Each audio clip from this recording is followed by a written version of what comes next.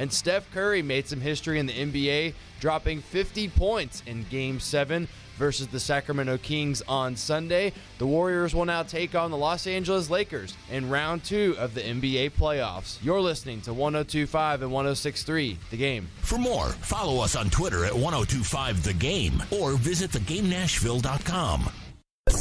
Live from the Hiller Plumbing, Heating, Cooling, and Electrical Studios. WPRT-FM Pegram, WPUC HD2 Laverne. Broadcasting on Alexa. I appreciate that. And other smart speakers.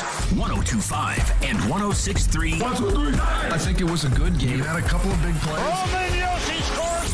The Game. A Cromwell Media Station. Covering your teams and the news of the day. Ladies and gentlemen. This is Caroline, Willy, and D-Mase. Who is pleasant to listen to. With Caroline Fenton, Willy Donick, and former NFL wide receiver Derek Mason. You are hands down my favorite radio personalities of all time. On 102.5 and 106.3 The Game and the Game Nashville app. With no further ado, Caroline, Willy, D-Mase, 102.5, 106.3 The Game and the Game Nashville app. We are live from the Hiller Plumbing, Heating, Cooling, and Electrical Game Studios, streaming live on Twitch, Twitter, YouTube, and Facebook Live every single day. Our video streaming is brought to you by Superbook Sports. Rand Carthon, Titans general manager, will join us in 1 hour. We will get all of his thoughts on the Titans draft weekend. Willy D-Mase, how we doing? Happy Monday. Hey, what's up, guys? Happy Monday. It has been beautiful weather. I feel like I'm in New Hampshire or something, like 60 degrees, getting cool at night. Enjoy it while it lasts. But, man, it's been fun to be out and about. Great time of the year. And the draft is over. All the Willy Donicks of the world can rejoice. The hay is in the barn. The hay is in the barn. So now we will talk about now the draft we will picks discuss, yes. for the next 3 months. We got to bring the hay back out in about 8-9 more months, 10 more months. Top prospects for 2024 tomorrow on the show. I did hear a caller, I believe it was maybe on Chase and Michelle, talking about what the Titans should do in the 2024 draft. I said, all right, hold the phone, Okay, brother. hold on. Let's maybe recap this, get back to that conversation, and maybe in January. Yeah. Well, let's take Although, some time. that caller maybe can find somebody who's probably done a mock draft for next year's first Oh, of round. course. Oh, I I'm sure it's believe the way too Absolutely. early I'm mock surprised drafts. you hadn't did your mock draft for next year, Willie. I can tell you that I have not. I did go back to some of the way too early mock drafts that came out right after draft day 2022, and there were several top 5, top 10 projections that were like 3rd, 4th, 5th round picks. So Unbelievable. a lot of Dude, things it's too can early. change. But the Tennessee Titans step away from the NFL draft, taking Peter Skoronski in the first round, and the shocker of the weekend, Will Levis, first of all, falling to the second round, which is not something that any of us expected, not something that the gurus expected, not something that Vegas expected. But the Tennessee Titans trade up to the 33rd overall pick and take Will Levis. Initial reactions. Well, first of all, from a drama standpoint, just take it from 10,000 feet. Like, forget about what we do here, and that's just look fully only through the lens of what are the Titans doing. Like, we don't care what's going on anywhere else. But just if you're looking from afar and you notice what the 4 teams in the division have done in the last couple of years at quarterback, it's going to be really interesting to see the next few years, just to see who made the best call. Like who, and like the guys said, Vrabel and Carthon at the press conference, a lot of it's going to be up to Will Levis, right? A lot of it's going to be up to C.J. Stroud. It's going to be up to Anthony Richardson. How do they develop themselves? How do they work at it? You and Chris Sanders, Derek, I thought had a really interesting back and forth on your draft coverage that you guys did when you're just talking about, the makeup. You know, do you dedicate yourself to the craft? It was involving Hendon Hooker, too. And what we all see, we don't know any of these guys, right? We're just looking and reading. We've learned some things about how they conduct themselves. We read up on these things. But at the end of the day, nothing matters now except for how do they handle themselves going forward. But we're wondering who dedicates themselves to the job, right? Who dives in and decides, I'm going to put in the work, right? I've got tools. I've got things that are really good. I've got flaws. All of them probably have these, right? But who can work on their weaknesses? and who can bring out their strengths, who has the developmental side. There's so many X factors that haven't even started until now. But it's going to be a great thing to watch the next 3 or 4 years. That's why we love following sports. See how this works out. Well, we're not going to be able to grade this draft for a few years now. And obviously, we don't know what the actual plan is for Will Levis. Yes, what Rand Carthon said, yes, it's up to Will Levis, but then it's up to you as an organization to develop your quarterback, plain and simple, to help, speed along his process at learning this game at this level. You can't just say, oh, it's all on a player. If he don't do it, then so be it. No, that's why you have jobs. That's why you get paid 6 figures to take these guys that have a skill set, that have talent, and to bring that talent out of them.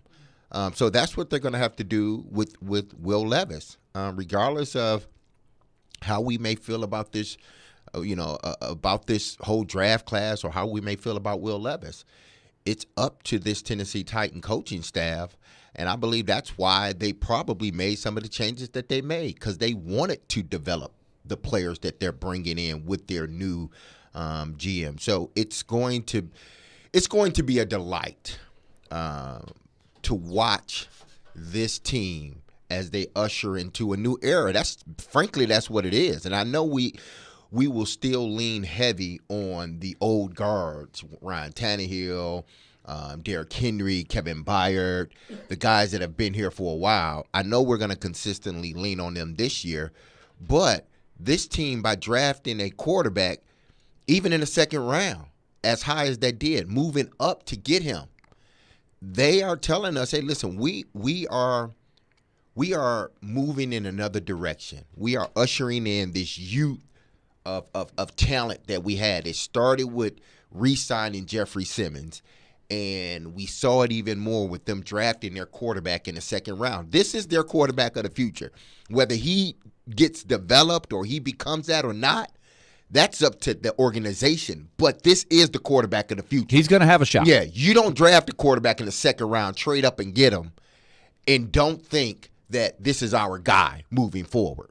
Well, he's definitely going to get the shot. There's no question. Now, another stat that I think is interesting, because I already saw some people wondering, okay, now what do you do with Tannehill? Here's a stat that caught my attention. I was listening to the MMQB podcast. They were going back through the first round. Mm-hmm. And it was interesting. They had some interesting thoughts on, was it smart for the Texans to use, they called it the war chest of picks that they had, to use them immediately to get Will Anderson, knowing that you're still building there, right? They're all of a sudden, they're not going to be predicted to win big in the AFC this year, like regardless of whether they made that trade or not. They're a couple years away. So that's going to be something to follow too. Was that a smart move to do what they did to get Will Anderson and C.J. Stroud, right? They made the decision. We want both of those guys, and we want them now, instead of waiting to see what was going on next year, any of that stuff. So every team's got these questions that we won't answer for 2-3 years, like you said. But rookie quarterbacks, since 1990, this is the stat, there are only 13.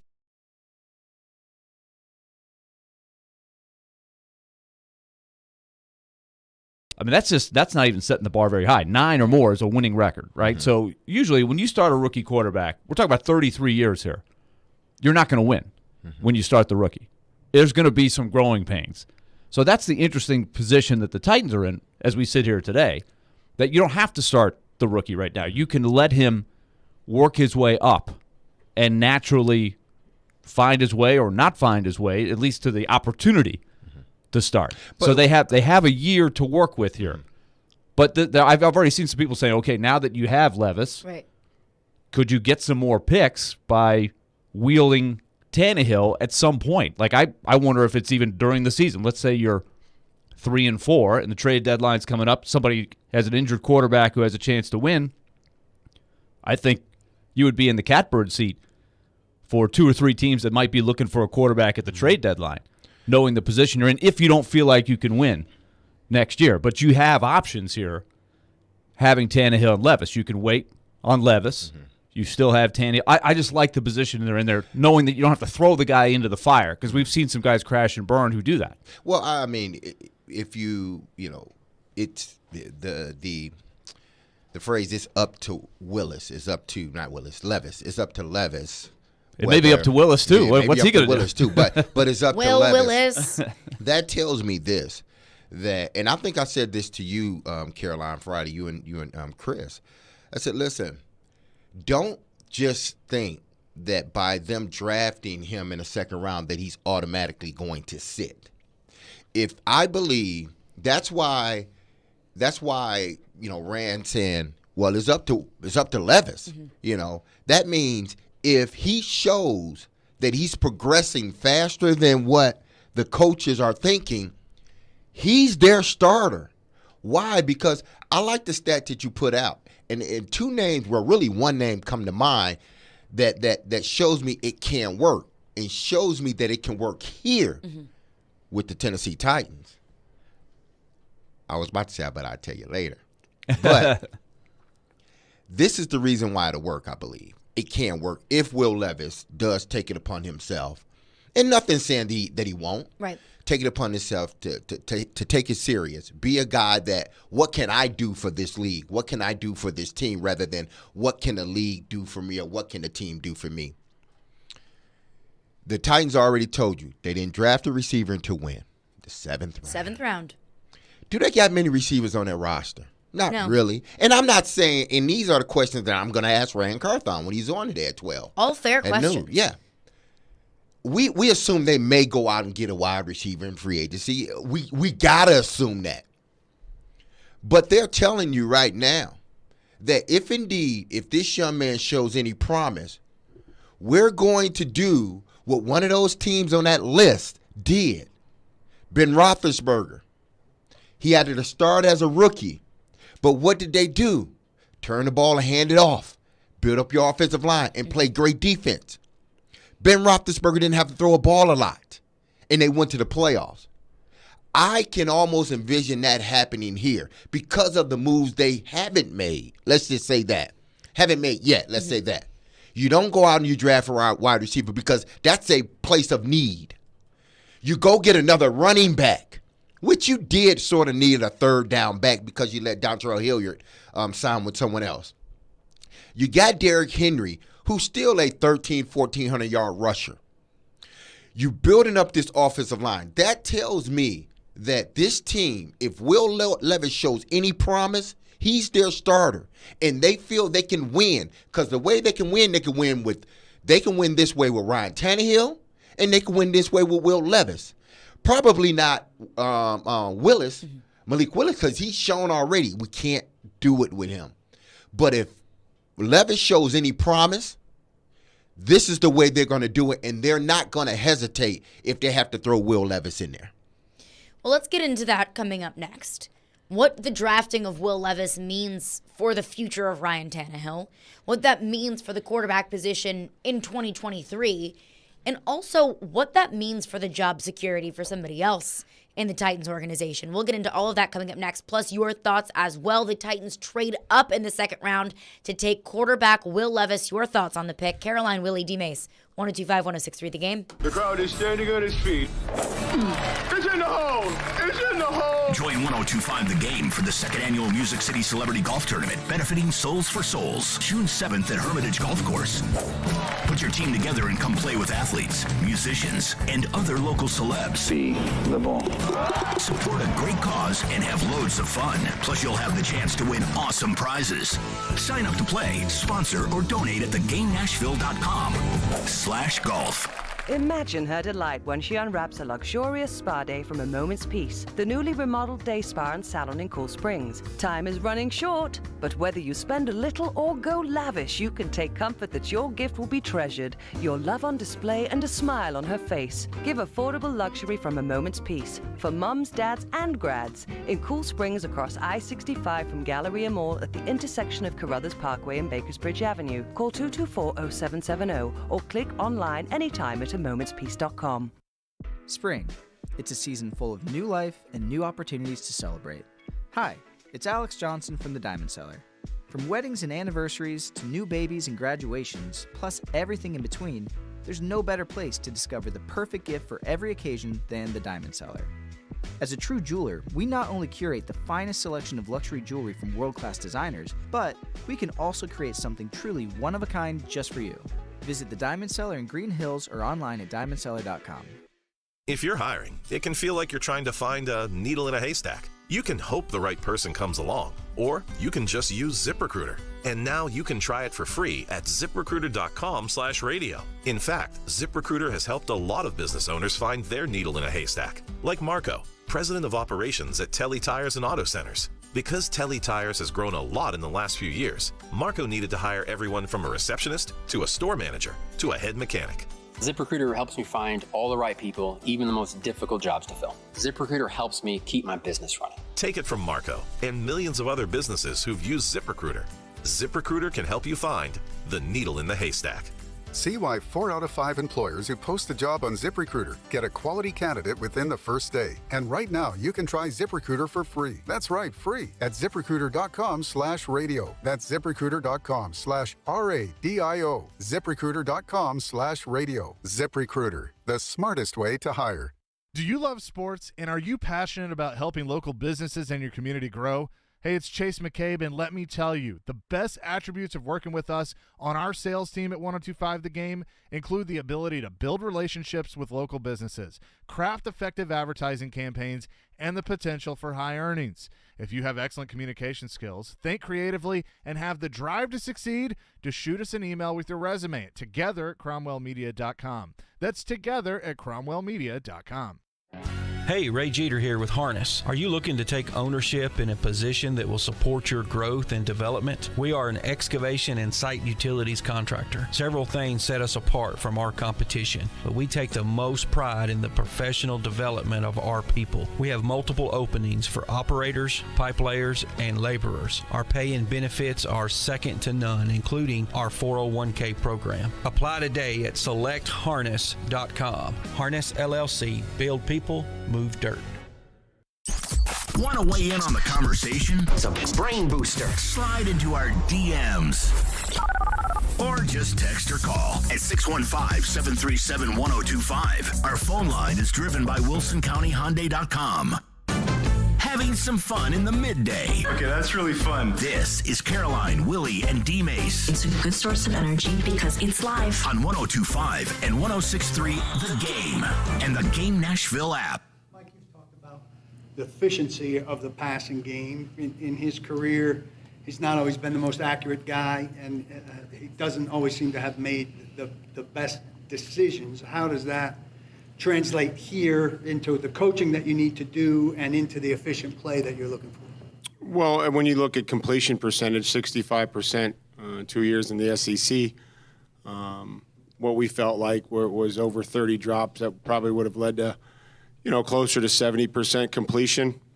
Every player that we bring in here is going to have a chance to improve and will have to improve. And again, the decision-making, toughness, accuracy are obviously things that we feel are critical with quarterbacks, and we think that the three that we have here are going to be able to do that. That was Vrabel on the quarterback situation going into this season. The Tennessee Titans trade up the 33rd overall pick in the second round. Take Kentucky quarterback Will Levis. And look, I don't dislike the pick. I don't dislike the Titans taking Will Levis. I know that there are a whole bunch of Titans fans on Twitter that were making their disdain for the pick very well known. I think that I do see the allure of Will Levis. I see the size, the makeup, the arm, the toughness, what we've seen at Kentucky. Those are all, he has makeup of being a successful pro quarterback. But the concerns about the accuracy and the interceptions, the turnovers, those are all very fair questions that I have about Will Levis as well. So while I don't hate the pick at all, I do think that Will Levis has some ways to go before he is a legitimate starting quarterback in this league that the Titans can depend on to get them back in the mix of being competitive with the Burrows and the Allens and the Mahomes, so on and so forth. I don't think he's going to be Patrick Mahomes, but can he at least, steer your ship in order to be competitive against those top quarterbacks? That's what I think the Titans are going to ask of Will Levis. Can you take care of the football? Can you make good decisions to win us games? The question is now, when is that going to be? I think it's an interesting narrative that comes out because of what happened to Will Levis. He was the number one story from, again, 10,000 feet or whatever, way up above, right? Not in our forest, but in the league. What were the big stories coming out of the draft in round one? Among the top ones, Will Levis didn't get picked. Correct. Right? And couple that with the whole speculation of a desire to try to get C.J. Stroud from the Titans, which we think is probably true, that they probably took a swing. They were going to take a swing to see if they could find a way to get Stroud. So you have those two things going on. And so when they take the podium on Saturday night, it's 10:15 at night. Those two guys, Rand Carthon and Mike Vrabel, have been through the ringer, right? They probably haven't slept a whole lot. They know that they're probably going to stay up most of the night preparing for the last day of the draft, which is going to be very important, right? So they're wrung out, man. I mean, they're fried. And there's this perception that, oh, man, you had to settle for Will Levis. It's almost, it's really interesting. Whereas if you'd have told me before the draft, if you had put that out there, you had this omniscient info, right? Hey, guys, they're going to get Will Levis in the second round. I think there would have been a lot of excitement, right? A secret excitement if it was 4 or 5 days before and you didn't know that Will Levis was going to fall and there's going to have all the flaws of Will Levis. Oh, man, see, I told you he's not that good. He's a second rounder. I had him in the fourth round. I didn't have him on my board. There's always that, right? So I guess my point is there are flaws in all of these guys. The height on Bryce Young, right? The C.J. Stroud, the S2, and all of that stuff. Accuracy, interceptions for Levis. Anthony Richardson, he's young, he's raw, he's got to do a lot of things to get better. You can shoot holes in all of these guys, and history will tell you that of these four quarterbacks, and let's throw Hendon Hooker in as a fifth, most of probably if there's 5, 3 are likely not to be star quarterbacks in the league. At least 3. At least 3, yeah. Right? So you're just taking a shot. And so I'm really glad that they took a guy with flaws but has some tools, and they got him in the second round and not in the first round. Like, how would you feel about Will Levis? He was your first round pick, right? I think we have to look at it a little different there. I hear what you're saying, but because I do hear what you're saying. Because the narrative of the Stroud thing, like, oh, they were so close to getting Stroud, and you had to get Levis. It does feel like. But before the draft, you had people saying that Will Levis will be the second pick, right? It does a lot feel of people. A lot of people. There were mock drafts. You will find Will Levis pick number 2 to Houston, and right? Jim Irsay came out and said if Anthony Richardson was not available, they would have taken Will Levis at 4.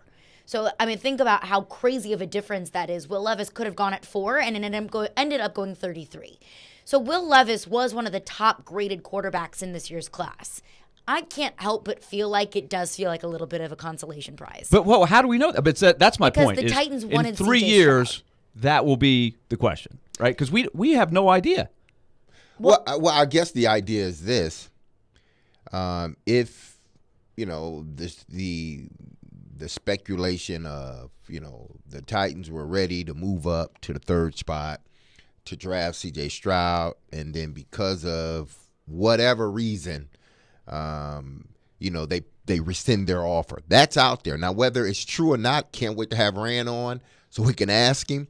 But if indeed that was your guy, C.J. Stroud, and for whatever reason, you were not able to draft him, I'm with you, Caroline, because they could have came back and drafted him at 11. Right. The Titans could have drafted him at 11, but they didn't. Why? Because I don't think they had a first-round grade on him. But they end up getting a second. They end up getting him in the second round. They moved up to get him. Yes, it's sort of like a consolation prize, but it's a good one. But it is. It could end up being the most brilliant thing that ever happened. It could. And he was their second. He still probably he was their 3rd choice, really. Yes. Because they ended up drafting Skoronski and then came back and drafted him. Okay, and there are always going to be 4 or 5 years after a draft, whenever he goes back and looks at that draft, like Jalen Hurts. Oh my gosh, everybody missed on Jalen Hurts. He went all the way into the second round. So my point is, nobody knows how this is going to play out. It could end up being a great thing. But I think some of the things that are contributing, this is SEC country. A lot of fans around here saw him not play well against Tennessee, saw him not play well against Vanderbilt, and say, what's the big deal? This guy doesn't look very good. Even though there was a lot of buzz, Mel Kiper boasting him as the best quarterback of the draft. So it's all over the board, the speculation, the future. We don't know the future. Mm-hmm. The other thing that I think is interesting, too, that contributes to this, there was so much reaction to the press conference on Saturday night. Again, 10:15 at night. The guys are fried. Rand and Mike Vrabel are fried. They're staying up on. They didn't seem that excited about the pick, but I think it was more about the fatigue, the mental fatigue. But it did kind of come across. They weren't like, gosh, we can't even believe he was on the board at the second round. We were thrilled to grab him. But there's those. Well, you could have had him at 11. Why didn't you want him at 11? You must not be that excited about him. And I think their energy level was low, so I think that kind of conveys the narrative. But, again, let's fast forward a year and 2 years. Nobody's going to worry about any of that stuff if he turns out to be a good player. And I would say that based on all the pre-draft evaluation, he could be just as good or bad as any of the 4 quarterbacks picked. Heck, none of them might be any good. And we don't know. He could. I mean, Will Levis, if we look back 5 years from now and Will Levis has a Super Bowl ring and was the Super Bowl MVP, and C.J. Stroud is now bouncing around to different practice squads and not a very good quarterback in the league, we'll look back on that and say, wow, that was the best thing that could have happened to the Titans that we didn't realize at the time. But we won't know that. It's up to the Titans in their development of Will Levis. It's up to Will Levis and prioritizing his development and putting the work in to ultimately be that quarterback that does get the Titans to the Super Bowl, that wins them the Super Bowl. But we won't know that. But the only information that we have is we know that the Titans wanted C.J. Stroud. Mm-hmm. Per that Diana Rossini report on Twitter that she then deleted, that the Titans were heavy into getting in that third spot. They were, negotiating heavy with the Arizona Cardinals. They pulled their offer once C.J. Stroud was off the board. They didn't take Will Levis at 11. All of the things that we do know, it makes it feel like, well, if you really do see him as your quarterback of the future, then why did you wait until 33? Well, but it worked, though. Well, it may work. We don't know. Because let's say this. Even if it works because they get him, but then don't work because it doesn't produce on the field, then it's like, okay, was it even worth it? I think by not drafting him in the first round, I think it does work out for the Titans from this standpoint. After 3 years, which will go by pretty fast, if he hasn't shown, they can get rid of him. If you draft him in the first round, you got to give him a little bit more time. Whereas I draft him in the second round, if he isn't showing that he's our quarterback, it may be easier to move not on necessarily to the next for the fans to move on, but it'll be easier for the organization to move on. Because they're like, it wasn't a first round. I know it was a second round, even though I think second rounders, they're starters too. I believe Jalen they Hurts are. was a second rounder. I believe they are brought in to be starters right away as well, because sometimes teams just don't have a lot of picks in the draft. So when you draft a guy in the second round, when you only have the Titans had 5 or 6 out of 7 picks. Mm-hmm. When you only have 6 out of 7 picks, you don't have a 4th round pick. That second rounder needs to be a starter for you. And a lot of times need to be a starter for you right away. You hope. That's for sure. But again, I'm looking more big picture. I'm not looking at a team that is desperate to win this year. That's how I look at it anyway. If I'm Rand Carthon, I want to build the roster. You said, you used to say the bottom half of the roster. I'm saying almost like the middle portion. Like, you need depth. You need pieces. They didn't have enough picks to address all of the needs, which is, I think, contributing to the big wide receiver question that everybody has. They just didn't have enough picks to get everything that they needed. They've got a lot of holes. They need players. But I do think that in the second round getting Levis, the other thing to remember is they got Skoronski. That's a guy, they couldn't have.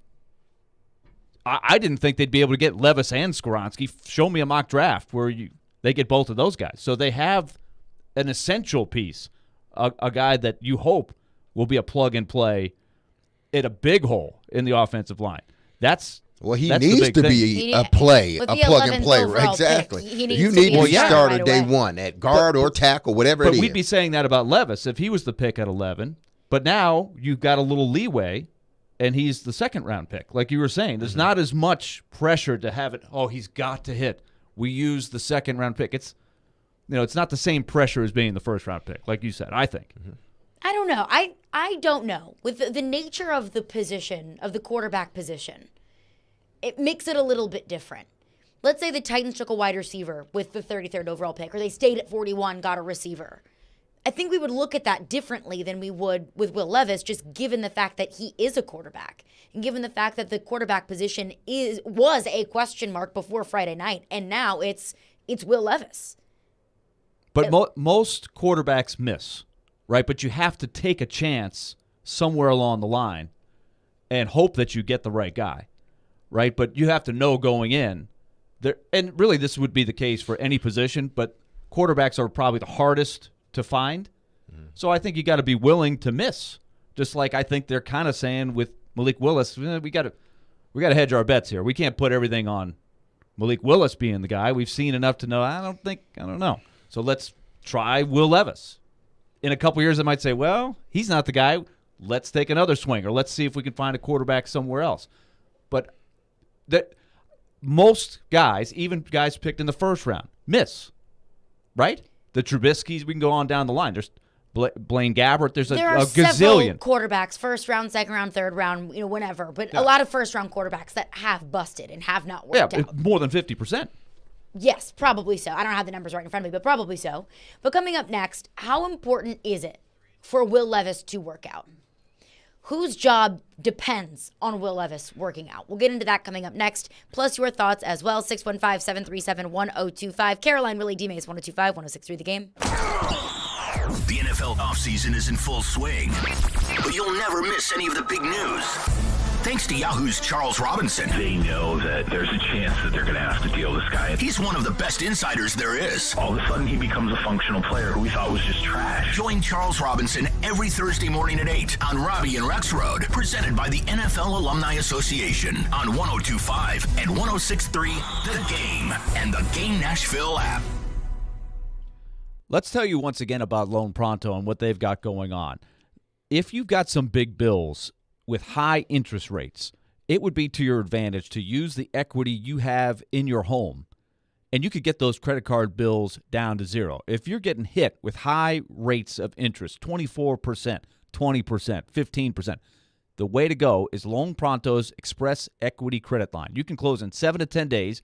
You can take the cash out of your home's equity, $50,000, $60,000, whatever it is, and then you pay it back, and it's a good deal, $400, $500 a month. $50,000 would be about $400 a month. So then you take the cash and you knock that credit card bill down to zero, or that car payment down to zero.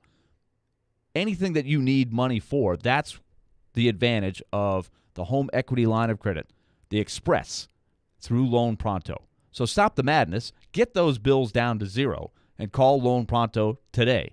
615-499-5780 is the number. That's 615-499-5780, or go to loanpronto.com. Equal housing lender, NMLS 166-1781, subject to lender approval. Music City will be rocking June 23rd through the 25th with a different sound, the sound of NASCAR. Start your engine! The Ally 400 is back at Nashville Superspeedway, and this year, it's a night race.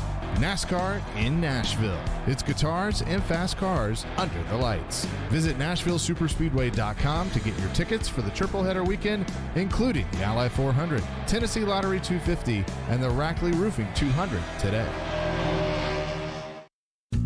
Did you know that more than 4,000 children in Nashville are experiencing homelessness right now? And across Middle Tennessee, that number grows to more than 9,000. Hi, I'm Jamie with Souls for Souls, a global nonprofit based right here in Nashville, and we're on a mission to provide these kids with a brand new pair of athletic shoes through our For Every Kid program. Because we know that something as simple as a pair of shoes can change a child's future. Students who receive these new shoes tell us things like, I can't believe these shoes are mine. I finally have something new of my own and don't don't feel left out, and my feet feel like they can breathe. We're joining forces with our friends here at 1025 The Game for the second annual Music City Celebrity Golf Tournament to help provide new shoes to kids across Nashville.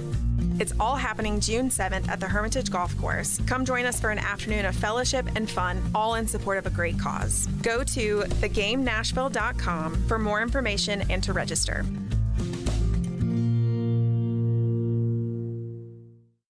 Carrie, is this schedule the most updated? There's a wedding season rush at Dr. Iona's dental practice. We're fully booked this week. We can try and squeeze you in next Tuesday. She needs a dental hygienist to unveil fresh smiles.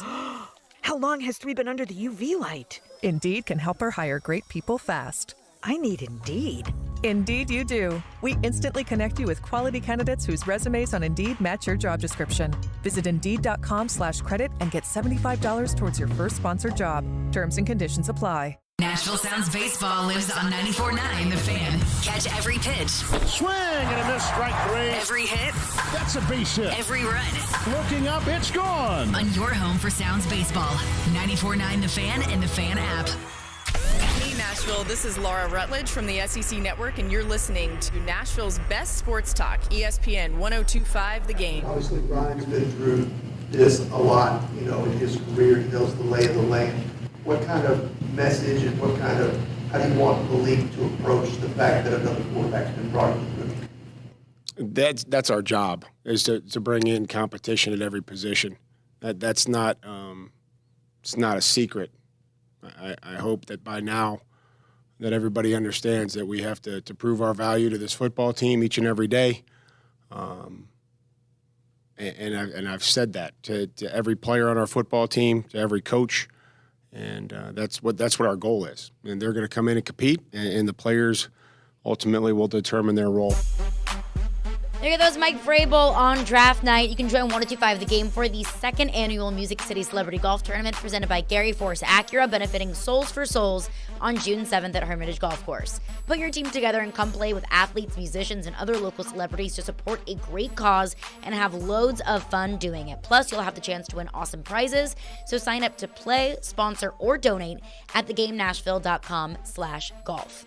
So the Titans trade up in the second round to select quarterback Will Levis. And I do think that at least eliminates the biggest question surrounding this organization before Friday was, who is the future of this organization? Who will be the quarterback beyond 2023? And I do think that drafting Will Levis brings in a lot of questions about the future of two individuals within the Titans organization. One of them being Ryan Tannehill. I think that's obvious. What does Will Levis and the drafting of Will Levis mean for Ryan Tannehill's future? And I think the second one is Mike Vrabel. And how much does Mike Vrabel's job in his future with the Tennessee Titans depend on the success of Will Levis? How much is his job riding on Will Levis's development in his future as the quarterback of the Tennessee Titans? Well, I mean, it's just like any other, quarterback per se. And Rand Carthon said it at his press conference. It is when he first got hired on his job at his press conference. What did he say? Listen, not having that quarterback can get you fired, plain and simple. And we all know that. If you don't have that quarterback and you start consistently losing, that costs you your job. If you reach for a quarterback and they don't work, it costs you your job. If you draft that quarterback in the first round and it doesn't work, that may cost you your job. So anything that surrounds the quarterback may cost not only you, but everyone on that coaching staff's job. And that's just the way it is. And the Titans are in this position that I think it's, even though, Willie, we look at it as just a second round. And I do believe the second round, the expectation is you need to be a starter, as quickly as possible.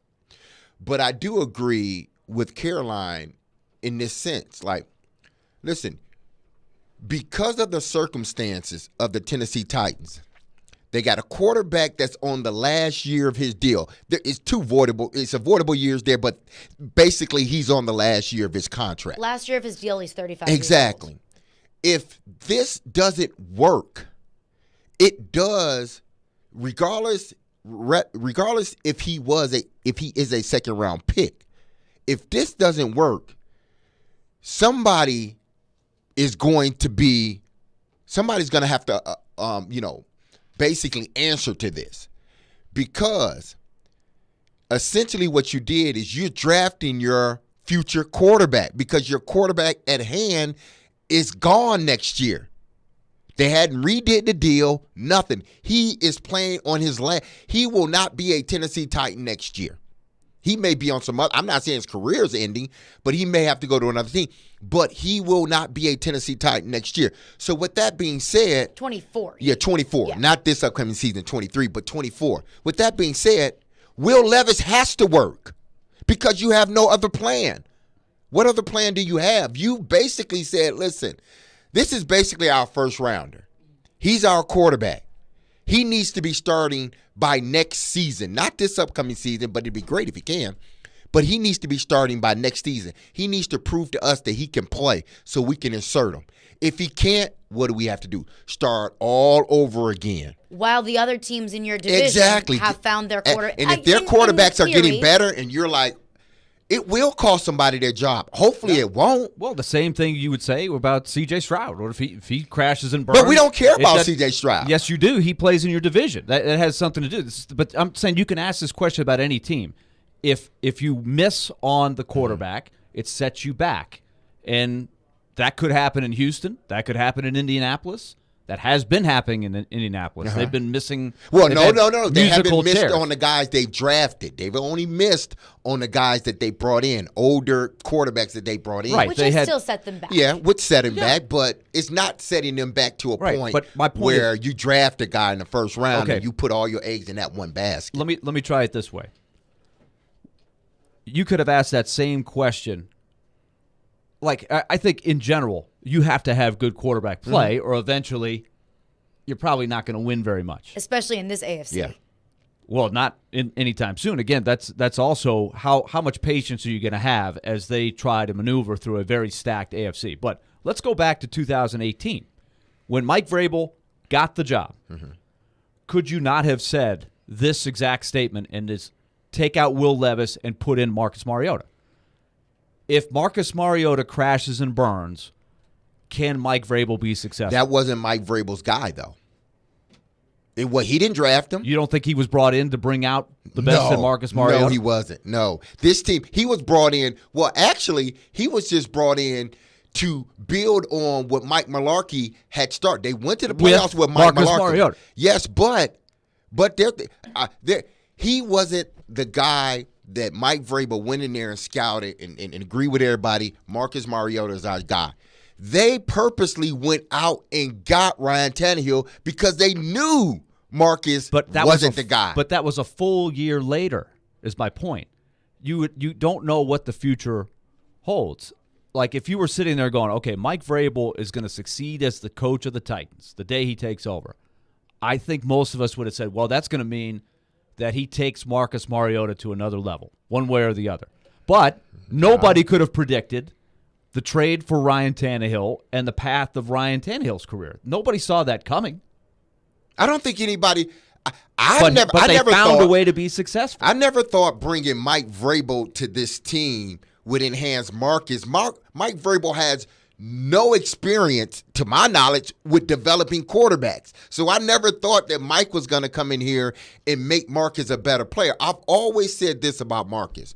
If you ask him to throw it outside, you better forget it. Right. Because okay, so then why would you say that he has to develop Will Levis? He's not the guy doing the developing. But you're putting people around you that develop him. Because this the same is true with Marcus Mariota. Because this is brought in Matt LaFleur. This is his guy.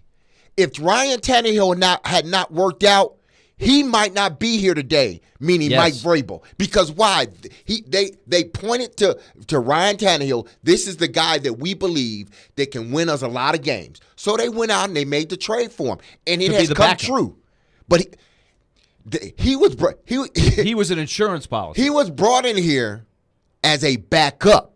Not to be the backup. You don't bring somebody like that and trade with you and take on that salary and say you're going to be the backup. No, in their minds, Ryan Tannehill was going to be the starter eventually. That's revisionist history. We did not know that at the time. I'm telling you. I'm telling you. You don't make a trade like that with a quarterback like that and take on his salary and don't think, oh, he's just gonna back out. Okay, he's just gonna be our backup. You're making my point though.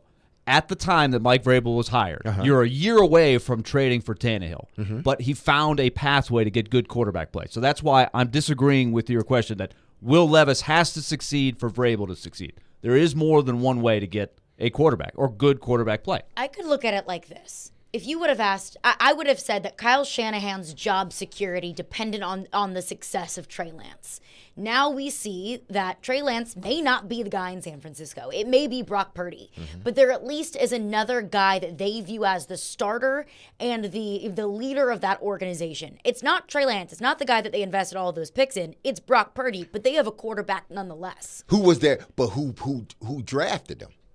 Kyle Shanahan did. Exactly. But that's Kyle's guy. Trading up to the number 3 overall pick for a guy versus taking the guy the last pick in the draft, totally different or taking a guy in the second round. No, because I can shake it out like this. If I'm Kyle Shanahan, I can shake it out like this. Well, yeah, we did get all of that. We did do all of that to go up and get Trey Lance. I get it. But I also, with the help of Rand Carthon, shout out to Rand, I also found me a quarterback in the 7th round that is now leading our team to the playoffs. They found a quarterback either way. Okay, you can forgive me for that one, Kent. Oh, yeah. Oh, we'll forgive you. Don't worry about it. We got Brock Purdy. They found their quarterback regardless. But I would say that the 49ers organization and what they did, their quarterback situation, is the exception and not the rule. Usually, if you find that quarterback in the first, or in this instance, second round, the guy that is viewed to be the heir apparent and the future quarterback of your franchise, I think that's what we can call Will Levis right now, seeing as though there is no other option, that Will Levis is the future of this Tennessee Titans organization. Knowing what we know, that Will Levis is really the only option, the only cow that you've got in the barn, that Mike Vrabel's job security does depend on the success of Will Levis. Maybe they do find some quarterback that they trade a 4th-round pick for, and that's your starter for the next 4 to 5 years, like they did find in Ryan Tannehill. But right now, the only option that they have for the quarterback of the future is Will Levis. And if he doesn't work out and you don't have another option, then I think that is Mike Vrabel's job, because now he's been elevated to a higher role. John Robinson took the fall for the disaster that was last year. Now there's nobody in front of Mike Vrabel to point the finger to. Mike Vrabel is the guy now. But let's get back into the conversation coming up next, and we're right to your phones as well, 615-737-1025. Caroline, Willy, D-Mase, 102.5, 106.3 The Game. We are your home for every big pass. Kevin Harvick takes over the race lead. Big wreck. Trouble turn 2. One car is around and hard into the outside wall. And big win. Ricky Stenhouse Jr. has won the Daytona 500. Yeah! Woo! Catch every lap of NASCAR on 102.5 and 106.3 The Game and the Game Nashville app. Happy Monday morning. We're done with the draft. Thank you, Willie. And now I can get back to talking about what I need to talk about. And, men, I know you're listening because you're listening to this great show. And I need to tell you something about Cool Springs MD, okay? So over the years, more men have started to seek help for hormone deficiencies and imbalances. And Dr. Jeffrey Lodge and his wife, Daphne, along with that experienced staff, give men the treatment required to improve their quality of life. Listen, that staff is excellent. Each time I go in there, I'm in and I'm out, no hassle. So go see those fine people over at Cool Springs MD Services, which have already helped many men of Brentwood, Nashville, and the surrounding areas here in Tennessee with improving their immune systems, energy levels, cognitive functions, and more. They are there to connect you with the medical care you require to have a healthy and enriched life. There's no better time now to achieve a healthy lifestyle. So, men, what are you waiting for? I'm trying to live till I'm 108, so you do the same. So this is what you do. Here's the number. Dr. Jeffrey Lodge, Cool Springs, MD. To make an appointment, it's 615-486-3458, 615-486-3458, or visit our website at coolspringsmd.com. Willie Donick here for Pella Windows and Doors of Nashville. The official brand perception report is in, and the Pella Windows and Doors brand is #1 for the most trusted, most often recommended by others, and highest quality. Nashville area homeowners are very lucky because Pella Windows and Doors of Nashville is one of the top locations in the country. They provide award-winning excellence when it comes to craftsmanship and installation. If you need new doors or windows, I suggest you choose the experts at Pella Windows and Doors of Nashville. Go to PellaofNashville.com. At the law office of Amanda J. Gentry, we are committed to defending your rights. We have a team committed to helping you navigate the court system, whether you've been accused of a crime or you're going through a messy divorce and custody. Call our team to help you navigate this system. We are here to protect your rights, to demand your rights, to enforce your rights. 615-604-6263. 615-604-6263. AmandaJGentry.com. Men, this is Evan Bass with the Tennessee Men's Clinic, and I've been helping men with sexual health issues for many years. I've seen the pain and anxiety that men walk into the clinic with when erectile dysfunction is affecting them. And I also know the heartache and difficulty it can bring to their partner. At the Tennessee Men's Clinic, we've been successfully treating men for ED for many years now. We've seen the amazing impacts that those treatments have on a man's confidence and positivity. And we've seen the wonderful things those treatments also do for a man's relationship. That's why I'm pleased to announce that we are now offering the same great services we offer at our Nashville clinic at our new location in Franklin, which will make it much more convenient for those men living south of Nashville to get treated. So call us today and book your appointment at our Midtown location or at our new clinic in Cool Springs. Your first visit is only $99 and includes blood work and a medical consult. Call 615-208-9090. That's 615-208-9090 or go to TennesseeMen'sClinic.com. Visit our website to learn more, including side effects, treatments, extra results vary. At Navy Federal Credit Union, our members are at the very heart of our mission. That's why this Military Appreciation Month, we thought you might want to hear a special thank you message from your friends and family. I want to give a shout out to my brother Will, who's currently serving as a major in the Army. Happy Military Appreciation Month. Hi, I'm wishing my pops, retired Colonel Stephen Sheehan of the United States Marine Corps, a happy Military Appreciation Month. And from all of us here, happy Military Appreciation Month. Commitment connects us. Navy Federal Credit Union. Our members are the mission. Insured by NCUA. Next up, straight talk from Doug. Ever notice that saying no offense is offensive? Like, no offense, but you're overpaying for your wireless. See? Offensive. That's the Straight Talk talking. Get unlimited plans as low as $35 a month from Straight Talk on America's most reliable 5G network. Available at Walmart and Walmart.com. On the $35 plan, first 10 gigabytes data at high speed, then 2G speeds. Refer to the latest terms at straighttalk.com. Based on most first place rankings, root metrics, second half 2022 assessments of 125 metros. Experiences vary, not an endorsement. They're homegrown in Nashville, discussing the biggest topics in the SEC. The fans are going to want the rivalries to stick around. They've lost to Alabama every year. The NFL. What if all the top 3 quarterbacks went 1, 2, 3? You've got to draft your guy at 2. And anything in between. From thinking we know everything to then forgetting about everything we thought we knew the day before. They're Jonathan Hutton and Chad Withrow on Outkick's Hot Mic. Out of the gates, ready to go. Weekdays from 2 to 5 on 94.9 The Fan and The Fan app. Having some fun in the midday. Yeah, it's awesome. This is Caroline, Willy, and D-Mase on 102.5 and 106.3 The Game and the Game Nashville app. Caroline, Willy, D-Mase, Rand Carthon will join us in 8 minutes. We will ask him questions about the draft, about Will Levis, what went down in the first round for the Tennessee Titans. Rand Carthon, Tennessee Titans general manager, will join us in 8 minutes, breaking down Vrabel's job security. How much does his future with the Tennessee Titans depend on the success of Will Levis? We'll get your thoughts on that. Our phone lines are driven by WilsonCountyHyundai.com. Mike is on the line. What's up, Mike? Hey, what's going on, guys? Hey, I wanted to point something out. So I'm a big Ohio State fan, and I do like C.J. Stroud, but that team was loaded. And I remember watching that Georgia game, and I didn't say C.J. Stroud needs to have a big game. I said, we need Harrison to have a huge game in order for us to win. And when he went out, we lost. And I was like, that's it. And so they had a good run game. I'm going to tell you this, like if you were to reverse it and put Will Levis in there with that talent that Ohio State had, they would have probably been just as successful. And I don't know if you could say that about C.J. Stroud going to Kentucky, where it looked like Will Levis was literally carrying that team at times, running it, throwing it, putting the team on his back. He was in a way harder situation. So I think people that are, giving Will Levis a hard time, I mean, dude, he was on a team where he had to carry those guys. But thanks for your call, Mike. D-Mase is shaking his head. Well, I see D-Mase shaking his head, but I'm going to say this. It's an age-old question. He's not the first guy to bring up this question. I know this drives you crazy, D-Mase, but let me tell you this. I'll go back to 2005 or 2006. 2006. Vince Young, Matt Leinart, Jay Cutler. Mm-hmm. That year is the only year I can remember we discussed quarterbacks like we discussed this year. So the same thing. I could show you some horrendous games that Jay Cutler played at Vanderbilt where they were overmatched. They got destroyed. He was flinging the ball all over the place. He had no pass protection. He didn't have great receivers. He was taking chances. He looked awful. Matt Leinart would be the C.J. Stroud. Loaded team. Reggie Bush, Lendell White, all around. Superstar receivers everywhere on the field. Vince Young in the same draft. The Titans took him. Jay Cutler had the best career of those three.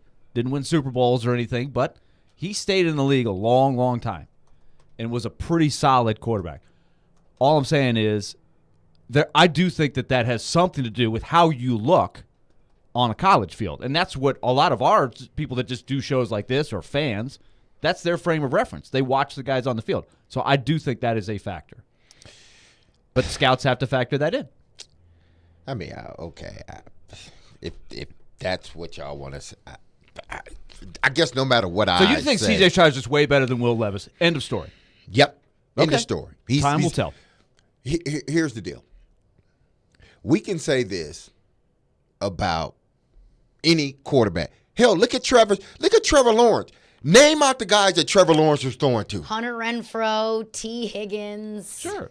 He had a plethora of just ETN. 4- or 5-star guys. Absolutely. ETN. Joe Burrow had two back-to-back offensive rookies of the year. Joe Burrow had 3 stud receivers. 3 of them, and a tight end that could play, and an offensive line that could block, and a running back that could run. Of course. So did A.J. McCarron. Why didn't we say all of this? Why is it now, all of a sudden, it's a problem with when C.J. Stroud has it, but when these other quarterbacks have it, it's like, it was the quarterbacks. Listen, we saw firsthand how Tennessee's offense looked with Hendon Hooker and how it looked with Mixon. We saw it. Did it look the same? I'm going to answer that for y'all. Hell no, it didn't look the same. Not one bit. So, and I love our callers, but you can't sit here and tell me that you put Will Levis on or you take C.J. Stroud and put him on Kentucky and Kentucky's just a okay to below okay team. No, this is a talent. C.J. Stroud is a talent. He went to Ohio State. Ohio State recruits quarterbacks like Alabama recruits them. They always got somebody. Hell, Justin Fields left because he wasn't going to be able to play in one place. When I was Georgia, he left Georgia to Ohio State. Yeah. My fault. But, hell, Joe Burrow left Ohio State because he wasn't going to play. Will Levis left Penn State. Yeah, but what I'm saying is this. We act as if, these other teams don't have all-star players, but we don't point at them and say, well, they had this guy, this guy, this guy. C.J. Stroud won that quarterback position, and for the last 2 years, he has been nothing but excellent. Yes, he had 2 bad games, and both of them were against Michigan and in Penn State, so I say 3. But if you look at him, if you probably put any other quarterback in that position, and they've had some really good quarterbacks, but nothing has looked like this. They had Justin Fields. Justin Fields didn't look like this. They've had, Troy Smith, who won the Heisman Trophy. He didn't look like this, and I love Troy. I played with him in Baltimore, but there's something different about this kid. You might be totally right. I don't care who he had. Hell, they had all those. I couldn't throw to those receivers. If that's the case, or better yet, if that's the case, I can play quarterback at Ohio State. If everybody's saying, well, it's because of the quarterback, it's because of the wide receivers and who he had behind him in the offensive line, well, hell, I should be a Heisman runner-up there, if just at the least. Rand Carthon coming up next. We will ask him all of these questions, all the questions that we have had and the questions that you have about the Tennessee Titans draft. Tennessee Titans General Manager Rand Carthon will join us coming up next. Caroline, Willy, 102.5, 106.3 The Game. ElectronicExpress.com. We make it happen. Hey, it's Jared from my friends at Hiller. Hiller's Heat Wave Heroes are keeping you from getting burned this summer. If you know your home needs an air conditioning replacement, do not wait until it breaks down. You do not want to be sweating in your home. This month, get a free UV light and free electronic air cleaner when you buy select new HVAC systems. Or get a whole home water filtration for just $59 a month. Or get a new whole home generator for just $139 a month. Call Hiller's Heatwave Heroes to save the day. Visit happyhiller.com to book. Hey, Ray Jeter here with Harness. Are you looking to take ownership in a position that will support your growth and development? We are an excavation and site utilities contractor. Several things set us apart from our competition, but we take the most pride in the professional development of our people. We have multiple openings for operators, pipe layers, and laborers. Our pay and benefits are second to none, including our 401k program. Apply today at selectharness.com. Harness LLC. Build people, move dirt. Gear up for spring at Coleman Tractor Company with Kubota zero turns and subcompact tractors in stock now and ready to work. Mow, dig, haul, and lift with the Kubota BX23S tractor loader backhoe. Now through June 30th, save up to $2,500 on BX23S models. Visit Coleman Tractor in Paris, Clarksville, Nashville, and White House today. Now through June 30th. See KubotaUSA.com for more information. Your Game Center update. This is Nick Heiser. The President's Trophy curse continues in the NHL as the Bruins fell 4-3 in Game 7 to the Florida Panthers last night. The last 10 teams who have finished the season as President Trophy winners have not won a Stanley Cup or passed the second round. Here's the game winner on the Panthers radio network. Along the near boards, Bennett finds it to the circle. Verhaeghe shot top shelf. He scores. Carter Verhaeghe top shelf, and the Panthers win it in overtime. The Panthers stun the Bruins in Boston, and the Panthers are moving on to round 2. And a coaching change has come in the NHL today as the Calgary Flames have relieved head coach Daryl Sutter from his duties. Calgary missed the postseason this year after putting up 93 points in the regular season. And the Tennessee Titans completed the draft over the weekend, making 6 selections. General manager Rand Carthon picked up all offensive personnel, with offensive lineman Peter Skoronski and quarterback Will Levis highlighting the first 2 selections by the Two-Tone Blue. You're listening to 102.5 and 106.3 The Game. For more, follow us on Twitter at 102.5 The Game or visit thegamenashville.com. Live from the Hiller Plumbing, Heating, Cooling, and Electrical Studios.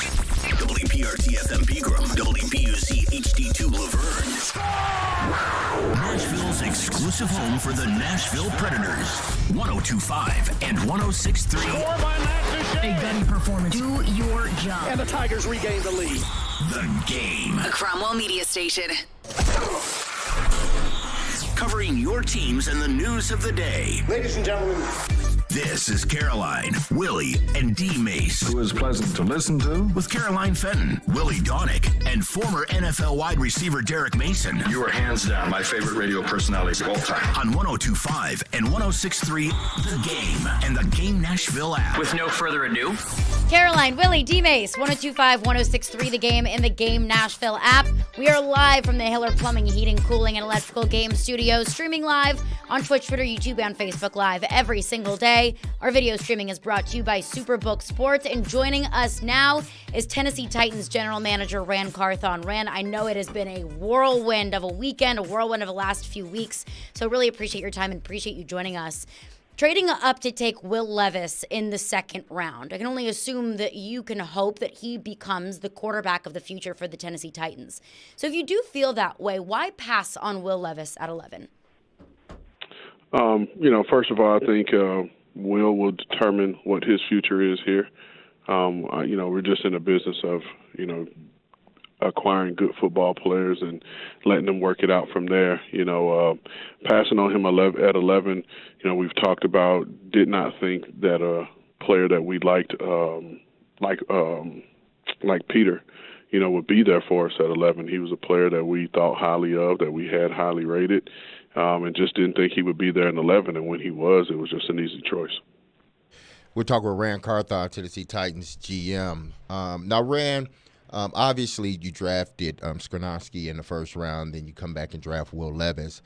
But from your background, because I look at it from this standpoint, when I was playing, I loved all plays. But there were certain plays that I really loved more than the others because I felt this is more in line with what I love to do. Is that sort of how you approach it with the later rounds because of you coming up in the scouting ranks and having to scout those guys outside of the first round? Yeah, I think it all plays a part. We joked, but there was a level of seriousness there entering the last day. The night before, we were like, all right, now it's time for the scouts and assistant coaches to have fun. And those guys, they put in a tremendous amount of work together. Our coaches and our scouts of working together to help us, better us around, that last day of the draft. And, when you're entering those later rounds and you know that the college free agency part is, coming and, you have guys that you're pretty certain will, have a crazy market, that you're going to have to chase and out-recruit and, outbid, it's usually just best to go ahead and just draft that person. And so, approaching those last couple of rounds, we wanted to get players that we felt good about them as people, but then they had a level of talent that we were excited to work with and help develop. Ran Carthon is with us. Ran, I'm going to nerd out for 1 second because I grew up in New York, and I watched a lot of New Jersey Generals football. I'm just the perfect age. I watched a young Maurice Carthon, who was a really good runner, an underrated runner in that league. And then, of course, I was a Giants fan as well, so I watched him be the guy, the winning guy who did all the dirty work and stuff like that. So I was just so excited when you got this job because I just immediately thought about all those memories of those great Giants teams. Oh, yeah, that's what I grew up under.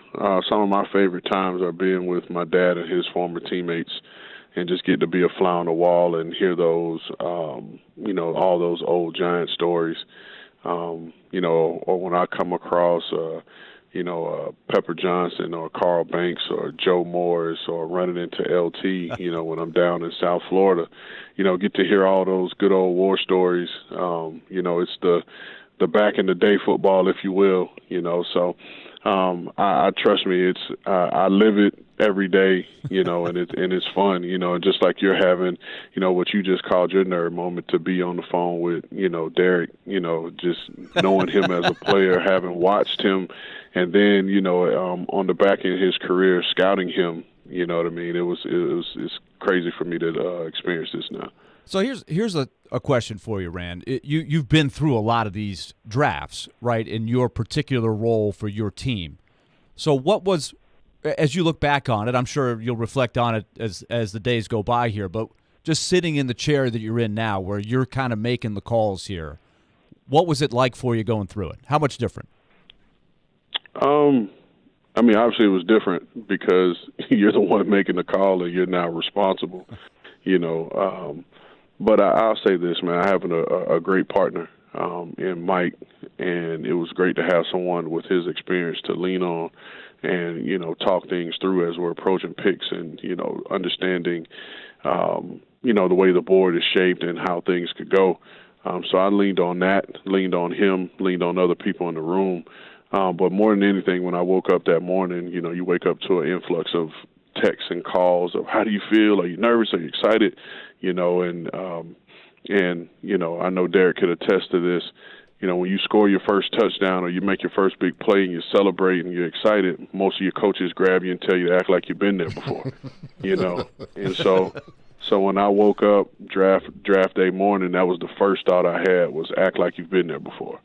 And so rather than getting too high or too low, I just try to act like I've been there before. And sometimes, Rand, that's hard to do because it's like, man, I haven't been here before, Right. So we're talking to Titans GM Ran Carthon. Now, as the draft went along, Rand, we got a lot of calls and a lot of texts. Why aren't the Titans drafting the receiver? Why aren't the Titans drafting the receiver? Eventually, you end up drafting the receiver in the second round. You not drafting the receiver or you and the coaching staff not drafting the receiver early, does that mean you guys believe in the depth that you have at that position, or you believe in the progress in a Phillips or a Racy McMath and then another year with Traylon Burks? For one, we'll say we believe in our guys that we have here, or they wouldn't be on our roster. But, it's to fill a roster, it takes patience. Right, and just because something is a need, you have to find the best value to fill that need. You don't want to reach just because it's a need, And again, when when you're in that room and you're looking at this board and you're allowing it to organically take place, you see things where you're like, hey, yes, we have a need, but a player that's sticking out, that's standing out on your board, you don't want to pass up on the opportunity to get a good football player. This went through free agency first, and we addressed some needs, and I'm pretty sure people were upset that we didn't do certain things in free agency, and then the draft just came and we addressed certain spaces there. But just because free agency, the initial part of free agency and the draft have come through doesn't mean that player acquisition part is over. We don't have to get down to 53 until September, so we're entering another phase of player acquisition, and we'll continue to, work and address all the places that we have needs to get the best people on our roster. Tennessee Titans general manager Ran Carthon is with us. Ran, I watched that Tulane USC game, and Tyjae Spears was cooking.